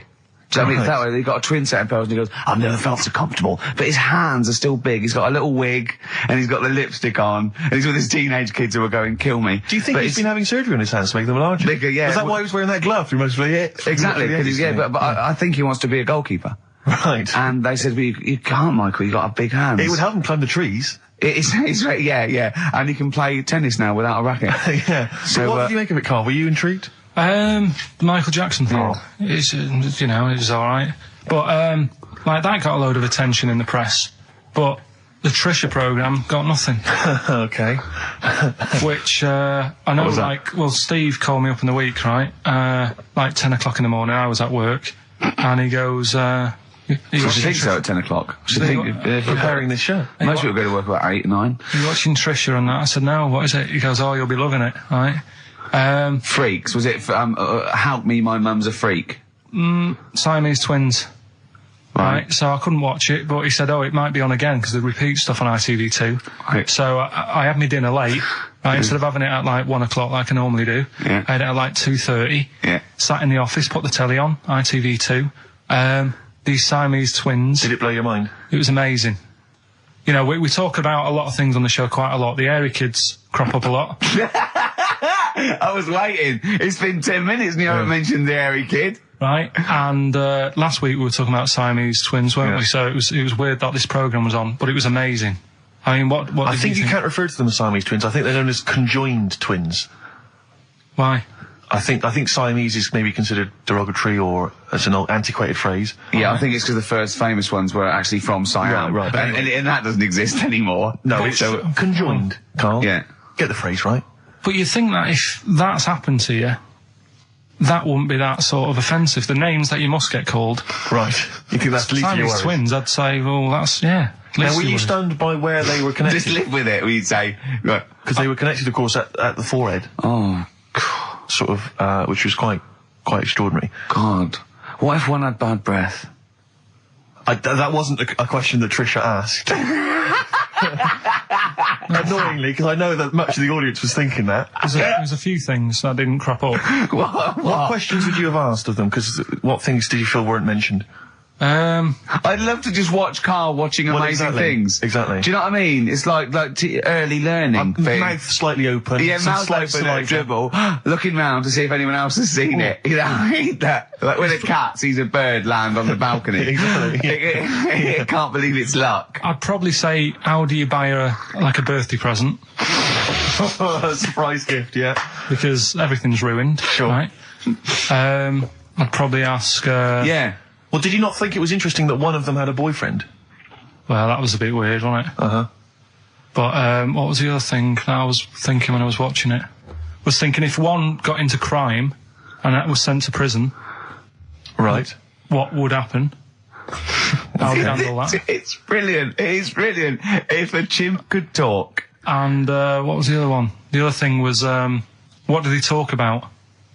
Because it's not as if you can say, oh, guess what I did today? Do you know what I mean? Yeah. So,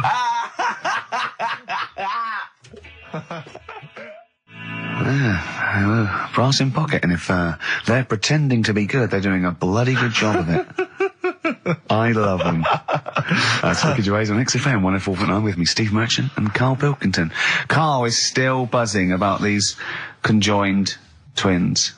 it's just, One of them, of course, had to be, because one of them was sort of shorter than the other, and had to be sort of wheeled around on a kind of trolley thing by the other. This isn't Molly and Dolly, is it? No, they're not called, one's called Reba. Oh. I forget what the other one's called, Sheena maybe, or something like that. Do you remember, Carl? no, I wasn't that impressed with the names. It's just, Yeah. So you immediately put them out of your mind. Those are rubbish names. I'm just, forget, Carl, forget Were them, they- forget them. They're gone. Were they British or American? Yeah, American. Oh, because I've seen some American ones on Well, Jerry bizarrely, Springer. one of them was apparently a country music star. This is Molly and Dolly. Well, they're not called The Molly one that and joined Dolly. at the Oi. The one that joined But they're at not. the- I think you've made up the Molly and No, Dolly. it was on Jerry Springer. There's a little one that sits on a seat, and the other one carries it round, her around. They're not called Molly and Dolly. There was something like that. They're called. Well, we know that one of them's called Reba, and I forget. the And other one one. was a country and western singer or something. Yeah, and but she was saying, "Yeah, I've just made a movie. It's coming out shortly in theatres." Is your And the other sister one in said, it? yeah, and the other one said, "Oh, I'm not involved." I did. It's utterly bizarre because they live there. They work so hard to live their lives separately. Yeah, they say it's You all. know, Yeah, exactly. of course. So, Yeah. You know, they try not to. So she's talking about her music career, and the other one's sort of not taking any kind of credit for it, which is nice. I it's suppose. weird though, because when she was singing as well, the other one just stands there. She doesn't join in. She doesn't sort of dance. Offer backing or- vocals. Do you know what I mean? Make a group out of it. Yeah. A duo. Yeah, well, but it seems like we're sort of being horrible, but we're No, not. we're not. I mean, it's a Well, really no, bad we're thing, laughing but- at Carl's amazement at this phenomenon. Sorry, I just got to say we're not. You know, taking the mickey. The really weird thing about all this, right? And it's annoying because you were saying about, what should have Trisha have asked and all that. Yeah. But one of them mentioned that one of them was adopted and the other one wasn't. Don't talk rubbish. No, seriously. I didn't understand it, right? Of And course then- you didn't. And then Trisha sort of said, well, let's have a chat. And they were like, no, I don't want to go into that. What do you mean one was adopted? That's and one what he was... said. One of them. Don't quiz me on it, but that's what was said. Hi there. hello there, I'm a multi-millionaire, Oh, and yeah. I've just seen your orphanage. Oh, I'd yeah, love it's lovely, to isn't adopt it? one of your children. You'd like to adopt one? I'd love to adopt a children, because I've got loads from around the world, so I'd love to Yeah. adopt one. I'd give you $10,000 towards your well, orphanage. we'll speed it through then, yeah, Brilliant, yeah. okay. We've actually got 2 left. I only need one. I'm only interested Right. in one. Yeah, I don't need any more. Don't need any more. They're sisters, they're I know it would be tragedy to break them up, but I really only need one. now break it up, there's the rub, you see. Sure, because, sure. Just need the one. There's $10,000 now. You can have that. I'll sign it now, but I don't want to discuss it further. I'll bring it around, Brilliant, brilliant. Okay, ding dong. Hi, yeah, brilliant. You brought my kid round. Yeah, there she is there. That's a joy. Yeah, yeah. Okay. Just standing next to a bush. Yeah, do you want to, can you bring her out to me? It's like, there's nothing behind the bush, so you just want... I just want to be able to walk 360 degrees round her. Do you want her or not? Yes, I can't believe it. What's that little trolley? She's talented. Oh, dear. You're talking nonsense, Carl. Well, whatever. Feeder. That's it, just the way I'm feeling. XFM, 104.9, Ricky Gervais, Steve Merchant, Karl Pilkington. It's time for the newest quiz in town. This is where Karl inserts himself into a seminal film. Last week, it was the little kid in Sixth Sense. You remember? To great acclaim. The critics loved it. They said a triumph. This week, he's fiddled with The Graduate. This is the scene where, of course, he goes upstairs to the hotel room, and it's on the cards. She's a dead cert, Mrs. Robinson. Well, Here we go then. So, are you ready for it? I've brought some condoms from home that Suzanne got for Christmas. Benjamin, What? will you bring me a hanger? A what? A hanger.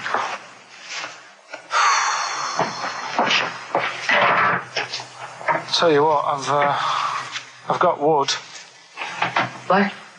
Just saying, I've got wood. I've got metal ones as well. What sort do you want? Either one would be fine. All right. There you go.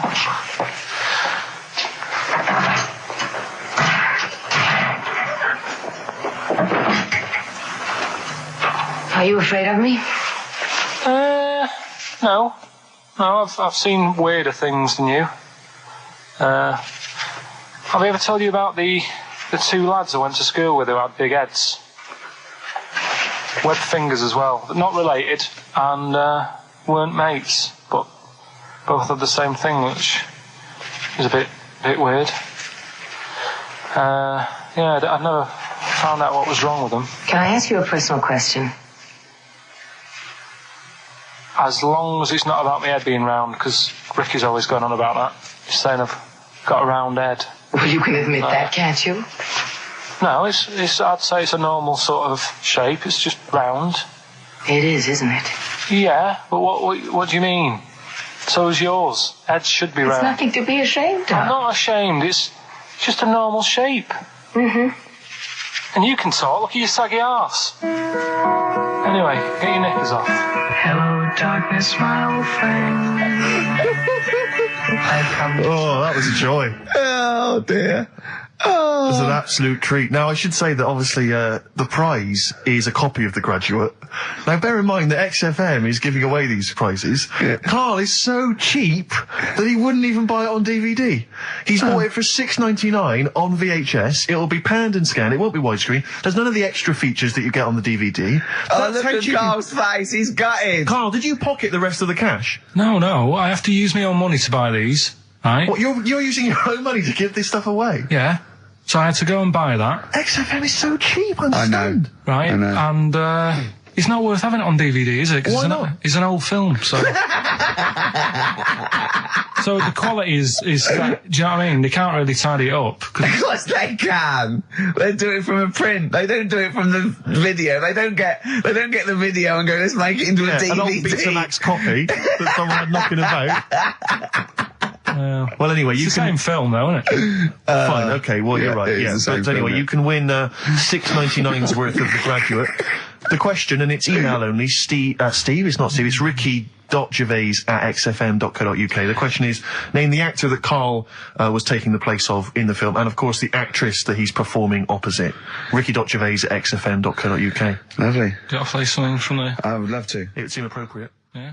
Dear Mr. Simon and Mr. Garfunkel, please, let's not have the sound of silence. Let's have some more beautiful music. Get that together, please, quickly. That's XFM. I think you should do every single link on it. It's the best bit of the show. That's on XFM 104.9. Are we Well, going to there have you time go. to play the clip again before, I don't know, before 2 o'clock, let's say?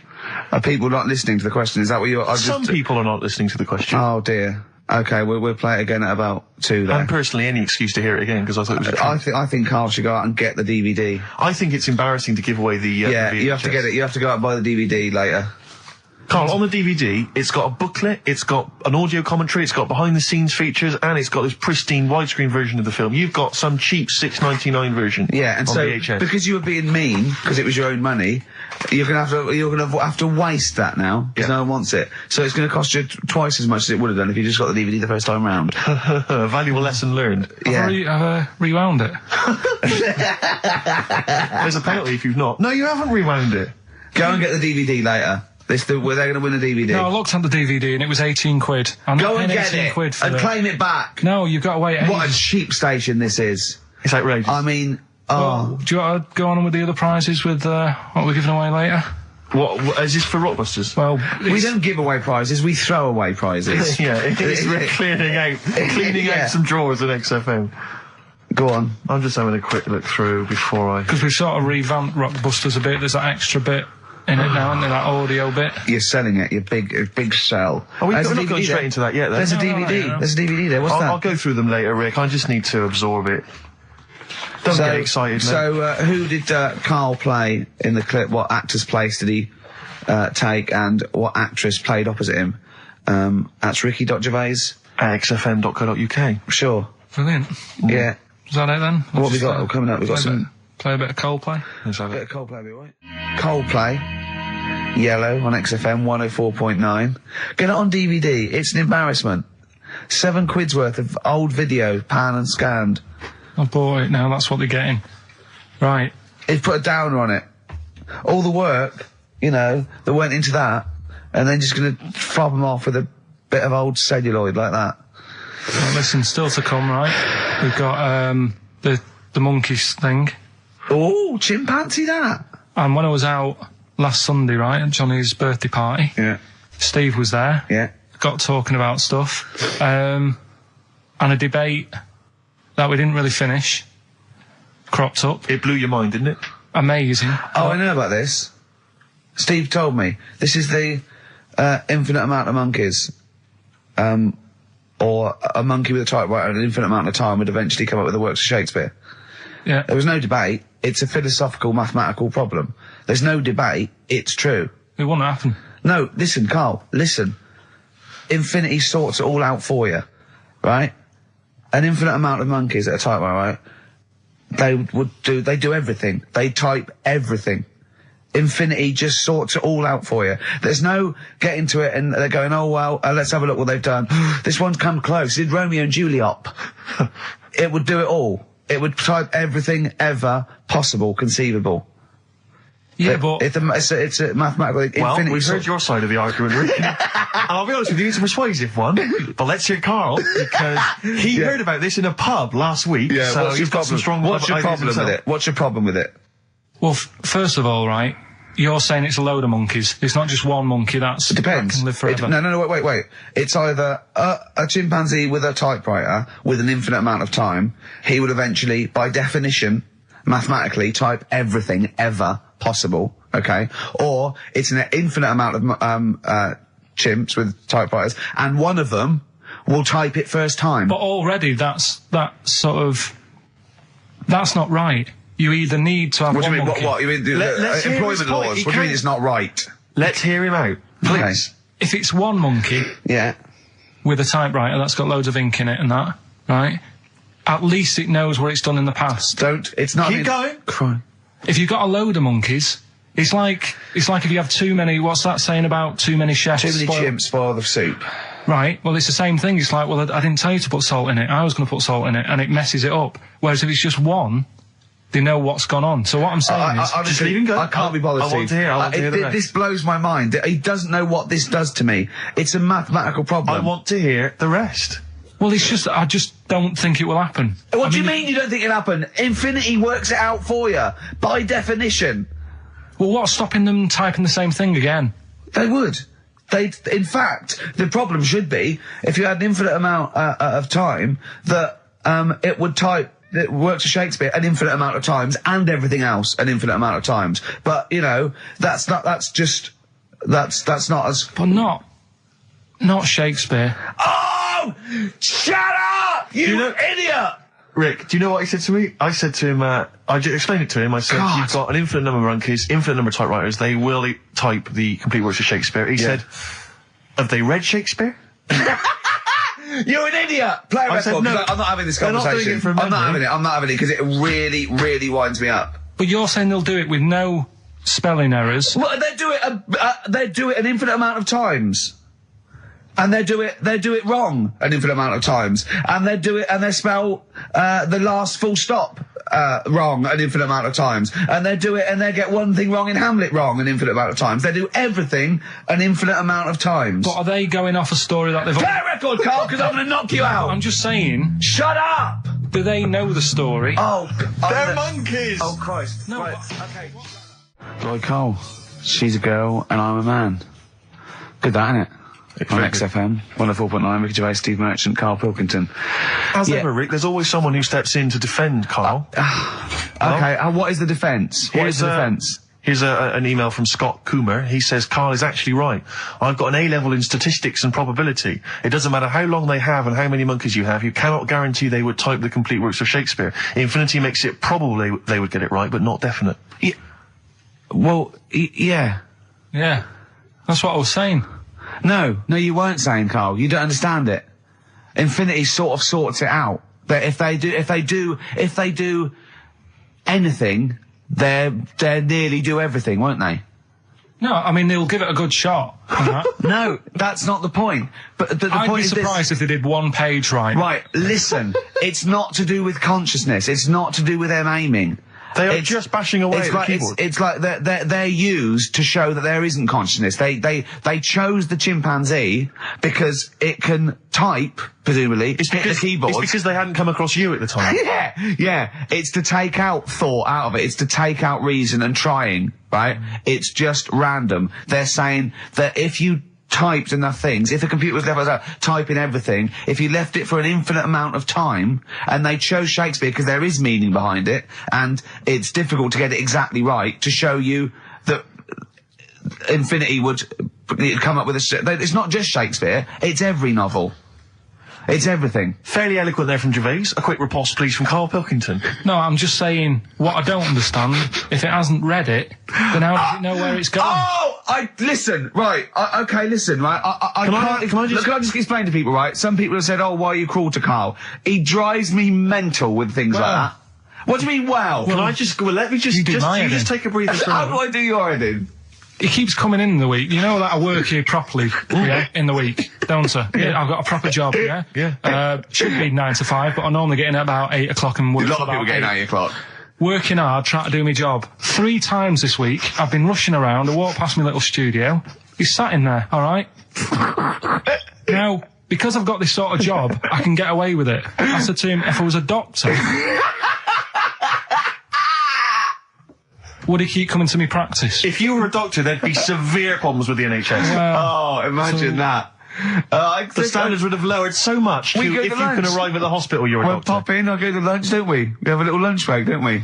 I go, come on, let's go now. He goes, I'm busy. I go, come on, let's go now. He's going, no, you're doing me head in. Well, when I was talking about the monkey conundrum with Carl, he said to me, right, if I had a day off work, and I was, say, watching the TV, and with one hand I was typing a typewriter, would I type Shakespeare?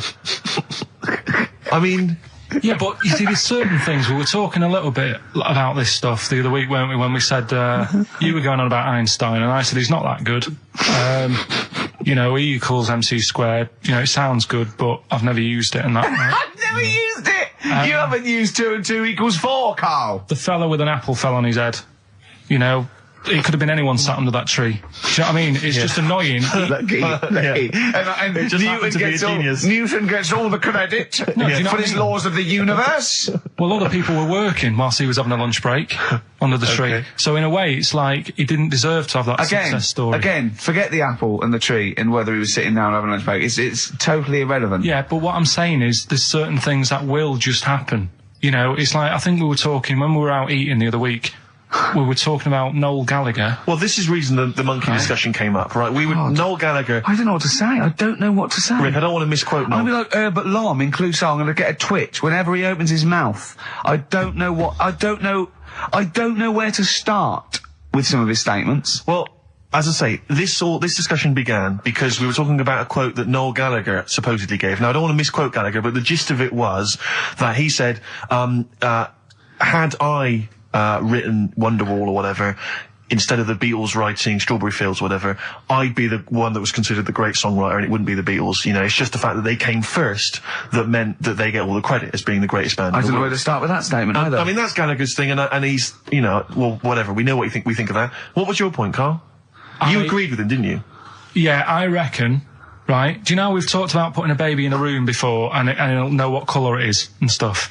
If you got a room that's painted red, right? But forget that, because that's going to confuse Hear him out. Hear him out.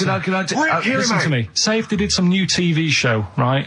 Like, what's that film with Jim Carrey in where The Truman Show. The Truman Show, right? So they make up a little room and some woman has some kids and you say, right, let's put the kids in this room, and they don't know what's going on outside. They don't know anything about, like, EastEnders and that. It's like their little world, right? They don't know anything that's gone on. How could a child survive without EastEnders? Right, listen. So you sat in the room, right? And then when they're all asleep, right, Wait for this bit. someone Have you heard this? Yeah, bit? wait for this bit. They're all in a room. Yeah. They're asleep. Yeah. someone pops in, puts a guitar next to the bed, right? Nips off out again. They wake up in the morning, and one of them goes, "What's this?" They don't even know it's a guitar because they've never seen one, right? They're talking English though. Yeah, We just left guitar out of the vocabulary. right. So There's plenty more to come. one of them will pick it up and they'll go, "I don't know what it is," and they'll start strumming. They'll go, "That sounds good, doesn't it?" Give them a few weeks, they could come up with "Hey Jude." Whereas typing Shakespeare, a monkey that can't even spell, I see that. can't answer it. Can't answer it. come with you, Rick, if that's all right. we've got to sort out that Christmas special as well. Yeah, no, sure. Alright, I see that. I'm shooting off then as well. Flaming Lips.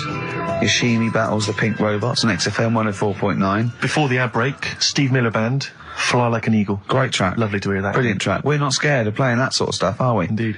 We got some great. I think we're underestimated here. People think we're just like, you know, two guys and a buffoon in a room, but we're so much more than that. We try and put together a whole package for them, don't we? For their Saturday afternoon listening pleasure. If there was an infinite number of us three in an infinite number of studios, Yeah. broadcasting for an infinite number of shows, would we ever do anything half decent? Yeah, we eventually. Would we ultimately come up with something quite good? What was that email that you were laughing I at? can't. It's too rude. What does it say? It's too nasty. Oh, God, give me the gist of it. The gist of it was that it would mean that if there was that infinite number of monkeys, eventually, besides the fact that they would type the complete works of Shakespeare, they would also type the sentence, "Karl Pilkington is a genius." But the email also said it would also type, "Ricky Gervais is I can't say the word, but I know. yeah." But a number of times they type it and write, Karl Pilkington is a genius and Ricky Gervais is a cund. Exactly. Yeah, that would be there a lot. Yeah. Before we carry on with anything, I should just tell you, we're on the subject of emails. There's one emailer we're always looking forward to hearing from. Richie Anderson! Dicky Docky Doo! Richard Anderson, thanks for emailing. He's my biggest fan. He's now. one of the biggest fans. He absolutely loves me. But not afraid to offer some constructive criticism. Go on, That's what's the he great said? thing about Dickie. And from Anders this week, he says, "Ricky, I'm lazy, I talk nonsense, I'm badly organised, and I believe in ghosts. Can I have a job working on your show?"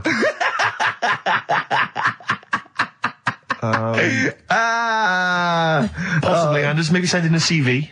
Or email a CV. He's put a little bit of all of us in that, hasn't Exactly. he? Oh, I'll ask him if he's a goggle-eyed freak, Steve. All right, calm down. Well, no, I didn't mean there's no need to get insulted. No, I didn't No need to necessarily get mean nasty. you, No did need I? to get nasty. Well, I was thinking about that actually, Steve. Oh, God. Just talking of the old. What? What? Talking to the what? No, Do you know, like... This better be good. No, you don't have that many girlfriends and that. What do you mean? Carl, why are we on this? I was defending you in the whole monkey discussion. Come on, what's your point? What's your point? What's your point? No, what's the point? What's the point? I just was thinking... If there was an infinite number of Steves? You're an odd-looking fella. Come on, Carl, get to the... No, you know I know quick. that. I've told you that Cut loads to of quick. times. What do you mean, you know I know that? Well, there's no point pretending anymore. Steve, I'm flabbergasted. But also, you don't like spending money, right? He's mean and weird looking. Valentine's Day. Are you sort of, you know... You've got to love him though, haven't you? What are you happier with? The fact that no girls like you enough, right? This is really mental. Or are you happy because you don't have to spend any money on a card for someone? A little from column A, a little from column B. Wait, let's have more monkey news. What have we got? No, we've got so much to get into this show. Insults. We don't need the stupidity. insults. I think we've got enough. We don't need the insults. Yeah, there's no more insults. No more What insults. angers me with Carl is he's been planning that. No, I haven't. I was thinking about it on the way in because Valentine's Day is coming up and I'm not a big fan of it. Condoms? You bought your girlfriend a box of condoms for Christmas. I don't think you can have a go at me. To be fair. No, but I don't just treat her on Valentine's. I'm always... Do you know what I mean? You don't even treat her on Valentine's. You don't even treat her at Christmas or on her Hang birthday. on. When do you treat her? Hang on a minute. Wait a cotton picking minute there. Oh, why I order. Wait a minute. What was that? Tiffany Dog. I treat your girlfriend better than you, and I've only met her twice. I took her out last night and she enjoyed herself. Where'd you go? Until she had to write the check. Where'd you go? Where'd you go? To a chippy. A really... No. Play a record! It's a chippy. No, a really quality one. Right. Oh, God! Under a fiver for two. Oh, nice lots. wrapping. Not newspaper, greaseproof paper. And bread. Ash, and sometimes on XFM 104.9, I'm Ricky Gervais with me, Steve Merchant and Karl Pilkington. Right. We've got so much to get through. All right. London's shit, innit? Sorry, shouldn't swear on air, my studio. Never swear on an on-air studio. Yeah. Apologies. Not really swearing, is it? I'll tell you what swearing is. Yeah, Graduate. You're going to play that again and give a winner. Give a winner. Well, let's hear it. So it's Karl Pilkington featuring in The Graduate. Yeah. Well, Here we go then. So, you ready for it? I've brought some condoms from home that Suzanne got for Christmas. Benjamin, What? will you bring me a hanger? A what? A hanger.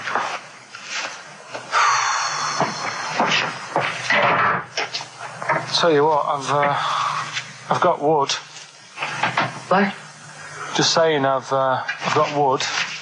I've got metal ones as well. What sort do you want? Either one would be fine. All right. There you go.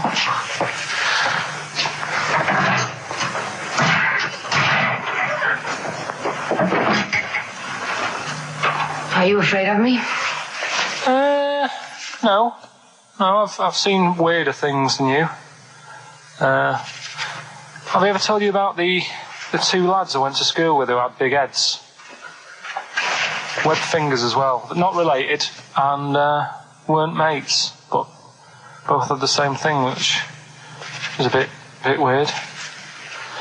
I'd never found out what was wrong with them. Can I ask you a personal question? As long as it's not about my head being round, because Ricky's always going on about that. He's saying I've got a round head. Well, you can admit that, can't you? No, I'd say it's a normal sort of shape. It's just round. It is, isn't it? Yeah, but what do you mean? So is yours. Heads should be It's round. nothing to be ashamed I'm of. not ashamed. It's just a normal shape. Mm-hmm. And you can talk. Look at your saggy arse. Anyway, get your knickers off. Hello, darkness, my old friend. Oh, dear. A classic, an Oscar-winning classic. Oh, Karl Pilkington in The Graduate. But what was the question, Steve? The question was, which actor was Karl Pilkington taking the role of? Well, and that's easy. which Everyone knows actress that. was he performing opposite? I know that. And the answer's Ricky? Hoffman. And, Bancroft. Anne Bancroft, Dustin Hoffman, and the $6.99 VHS cassette is going to Laura Gomez because she says that she'd be happy with the VHS, not the DVD. So, best of luck to her. I hope she enjoys that. All right. Yeah? What we do next week? I've got loads of, I quite like hearing Karl in a sort of seductive environment. It gives you another insight into him. It gives you another dimension. I know. E.T. it is then.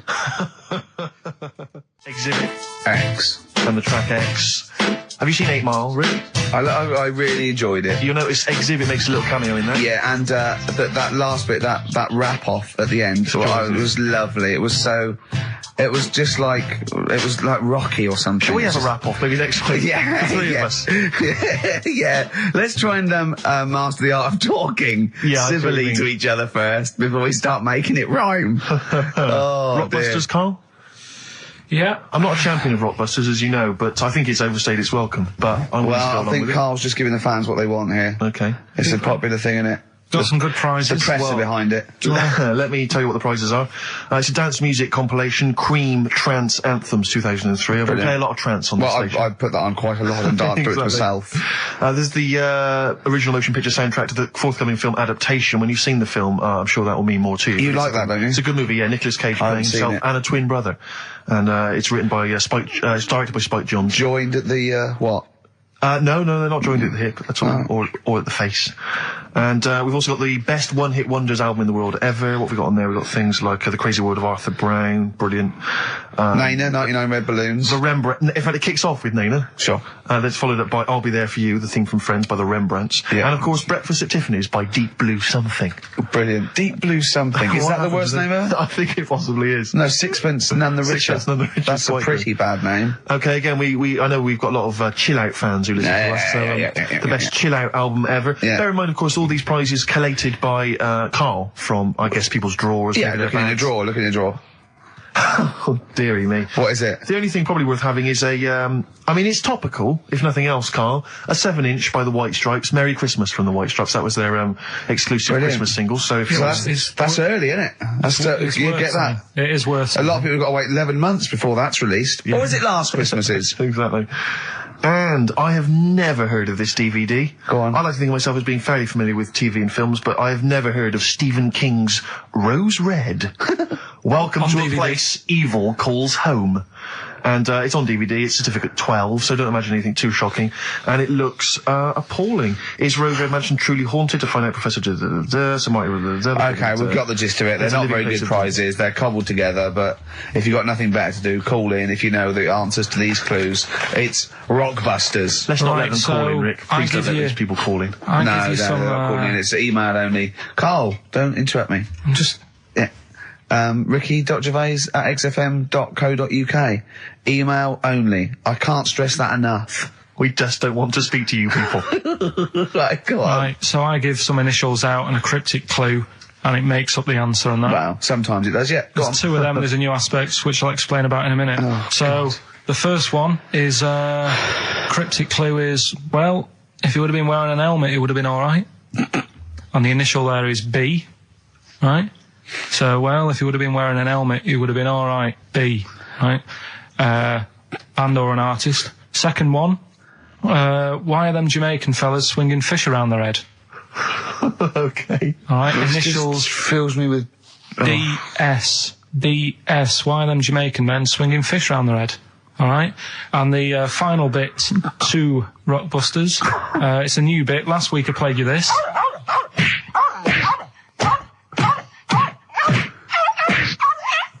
His face goes along Right? with it. That's someone beating up a dog. That was Smack My Bitch Up, right? So here's some sound effects and that, and they make up a song. I could listen to him talk Hang on, all day. let's have a listen to the effects.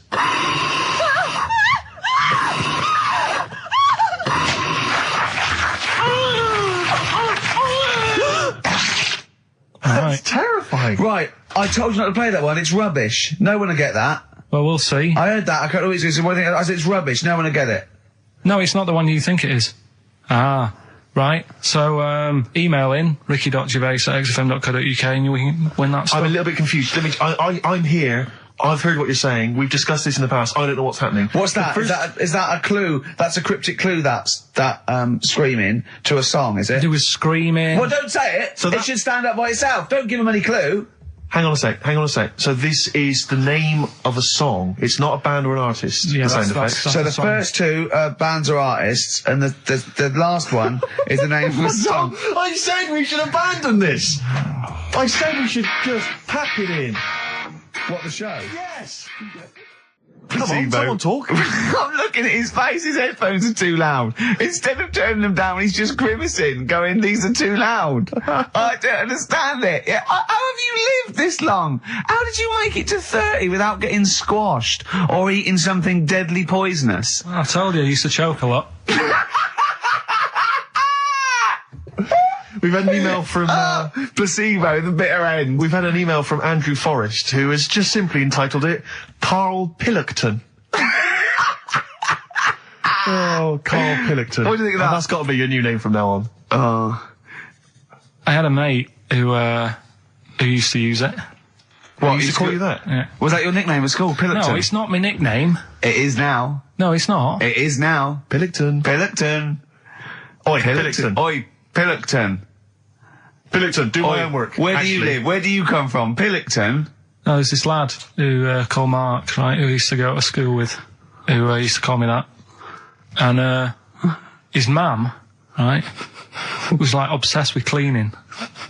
And I was never allowed in their flat. He makes the place look untidy. So she used to, I don't know if it was just me or all his mates, but I used to turn up and she goes, "Yeah, he is in, but you know what you've got to do?" And I used to have to go round the side of his flat, and he had a computer, right, which I used to play. I didn't have one at that point, but he had one. And I used to have to go round the side of the flat and stand at his bedroom window with his window open, and I'd be sort of leaning in playing the game. You are joking. I'm not, his mum- You had the weirdest upbringing I've ever heard. The things you were willing to do. It's the strangest. What is this town like? No, I stopped going once Was I there got my always own. music? Right? There's the horse in the house there. Oh, look at these two kids with big heads and webbed feet. All right, Ronnie. All right, Reggie. What was it like? She was It obsessed. is like you've grown up in a cartoon made for children. Yeah. No, his mum was really obsessed with cleaning. When Can I play through his window? I used to, Put these Mrs. marigolds on. Ramsbottom, can I play through Mark's window? Aye, you know what you have to do.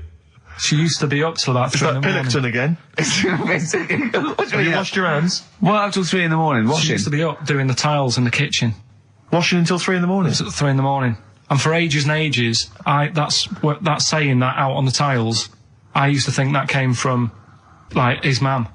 Because she was out, like, cleaning them late. So, till I was about 13, I thought that saying, out late, on the tiles, Yeah. was, And now you're not confused by anything. well... There's no misunderstandings in your life now, is there? So he was allowed to walk in and out of the house, was No, he? he was alright, and he used to come round to ours a lot, and my mum used to get these pies from Hagenbach's, right? So, I don't know what that is. it's at that bakery where they used to chuck the cakes out the back, I'll yeah. tell you about. Yeah. And Oh, he and used you to at come round. 6. You at 6. He loved it, but I could never go round to theirs, or if I did, it was like, well, yeah, he is in, and I'd go, alright, and then I'd walk round the side of the flat, stand outside, Why did you ever knock at the door? Why don't you just go around and knock on the window? just to check he's in, because he wasn't always in his room. If You he say was it in was the a- lounge, he'd have to go to his bedroom, and then that's You where say he To was. meet you. This is the strangest. And you'd play a computer game through the window. You say it was a flat. It wasn't like a 5th story one, and you had to get in one of those kind of cleaning contraptions and, like, Nice. winch your way up. On the- on I the love first the floor. idea of that. So- Oh, Pilkington. So, Right, we're done. so What's you've this? got- What, have you got me any chimpanzee that? We've or? got monkey news still to cram in the next. Like, Let's do monkey news 25 now. minutes. I need some monkey no, news. I think we've done enough here, right? What do you mean? I think we've done enough here. We'll play a little song, eh? What? Play the verb. All right. Go on. He's getting all stressed because I screamed. Sparky's Dream, Teenage Fan Club. I'll tell you, I'm sick of the screaming, Rick. I'm sick of that. I mean, no wonder Carl hates you, and that is the word I don't use often, but he does, and I've spoken to him in the past, and he loathes you. Monkey news. Give us one of the screams so the audience at home gets a taste of it. I'm taking my headphones off. No, and I'm stepping not going to away. scream. Go on, let's see what... Right, That come wasn't on. what you were doing. Was it worse than that? Yes! Right, come on, monkey news. We're It's not called gonna, monkey news. It's not called monkey news. Chimpanzee, we're not going to pack all the monkey stuff in. We've got quarter of an hour. What other show can say that? We're not going to pack in all the monkey news. We've got 15 minutes where we can't get all the monkey information in. Right, come on. You're gonna love this one. Go on. Let's have the jingle. Oh, chimpanzee that! Right. I don't know how recent this was, Oh, God. 17th century? but it happened in Hackney, right? If you're outside London, that's in a place in London. And it's this monkey that's going about Hackney, nicking DVDs. Even the monkey didn't go for videos. Even the monkey knew, well, videos, no point getting on VHS. Right, you're on VHS. You're having it. Throw it back. Right, and there's a girl called Lisa who works in our office here, right, and I mentioned it to her because she lives in Hackney. I said, you familiar with this? And she said, oh, I remember something about it, which annoyed me. The fact that a monkey's running riot, but she didn't know the full story, and she lives there. What do you mean a monkey? Do you mean a chimpanzee? Or a monkey? I don't know, is he a zoo in Hackney? Is he a zoo there? I don't know what sort it was, but it was like... Is there a zoo in Hackney? I don't know, that's what I was asking. So, right, get on with the story. So anyway, yeah, it's been robbing stuff, and the other bit that really puzzled me, right, is the fact that... And you're not easily puzzled by monkey news? They took fingerprints. What do you think about that? Well, they took fingerprints, presumably because they didn't know it was a monkey to start with. No, they did. They saw it, nicking stuff, and they said, get fingerprints. So that means there's more than just one doing it. I'm going to have a heart attack. He had to fax them to Interpol. Yeah. We know that is, yeah. It's Brian the monkey. Yeah. Yeah. So Sorry, I don't understand. He was stealing DVDs, specifically DVDs. DVDs, I think it said watches and stuff. What, breaking into homes? Yeah, in Hackney. Maybe. Are you sure it wasn't a kid with a mask on? No, seriously. How was he breaking into homes? Be good Up the drain pipe. They're good, aren't they? They're good, aren't they? But how would they do So that? is that the news? Well, how much do you want Is that monkey news? for this week? Well, I don't know that it's true. Again, I've got nothing. There was other stuff. There was another story that I found about a monkey, but I would like to know from someone in Hackney do you know what I mean? And I missed that one on Crime Watch, which would have been good. Right? But there was another story about one that kept getting on buses, not paying its fare, and just sat in a corner reading the paper. Reading the paper, Carl. You're an idiot. But that wasn't in London. You're an idiot. That was in America. It wouldn't read the paper. Why would it read the paper? Because it was its way of sort of going, oh, well, if I'm reading something, maybe the inspector... The inspector won't notice my hairy hands. Oh, Carl, you're such a fool. Well, Pilkington. Carl We've just had a news flash that an infinite number of monkeys in Hackney and an infinite number of typewriters. Yeah. We don't know what for. At this stage, we've got no more information. And they've taken back an infinite amount of graduate on the video. Said, this is rubbish. Supergrass, seen the light. I just think of people sort of of a Saturday going, you coming shopping? I go, I can't, I'm listening to XFM, there might be some monkey news. And they waited 2 hours for that. What sort of a show has a feature called Monkey News? Well, I have to say, the monkey story has been corroborated. Which one? Well, this one, it says, police in Britain this week are on the lookout for a very different kind of burglar. A chimpanzee who has been sighted breaking into a house in Hackney, stealing a mobile phone and leaving. The chimp is also the prime suspect in a break and entry in a nearby house where part of a radio was taken. One policeman stated that it might have been trained to steal, but a monkey's not going to think, that's a mobile phone, I'll just have that. Look at Carl's face. Yeah. Fact. That's fact. So, Rockbusters then. Yeah. Get these out of the way, we're running out of time now. I have to say now that we've had no answers that have attempted even to guess all three. Right, you see, that's because you're an idiot. Right, okay, right. Do the questions and the answers. And if I think that it's either too hard or ungettable because it's stupid, we're binning it. All right. I thought we'd already been. I'm annoyed that. Right, come on, do it quickly. The first one was, well, if he would have been wearing an helmet, he would have been all right. Right, what's the answer? That was B. What's the answer? Busted. Right, that works. All right. Busted, that's fair enough. Did anyone get that? I assume some people got... No. People have given up, Rick. People aren't even bothering to contribute. Right, what's the next one? They just ignored it like it never happened. Busted. Second Busted. one. Busted. Why are them Jamaican men swinging fish around their head? Go on. That was DS. Yeah. 70s band. Detroit Spinners.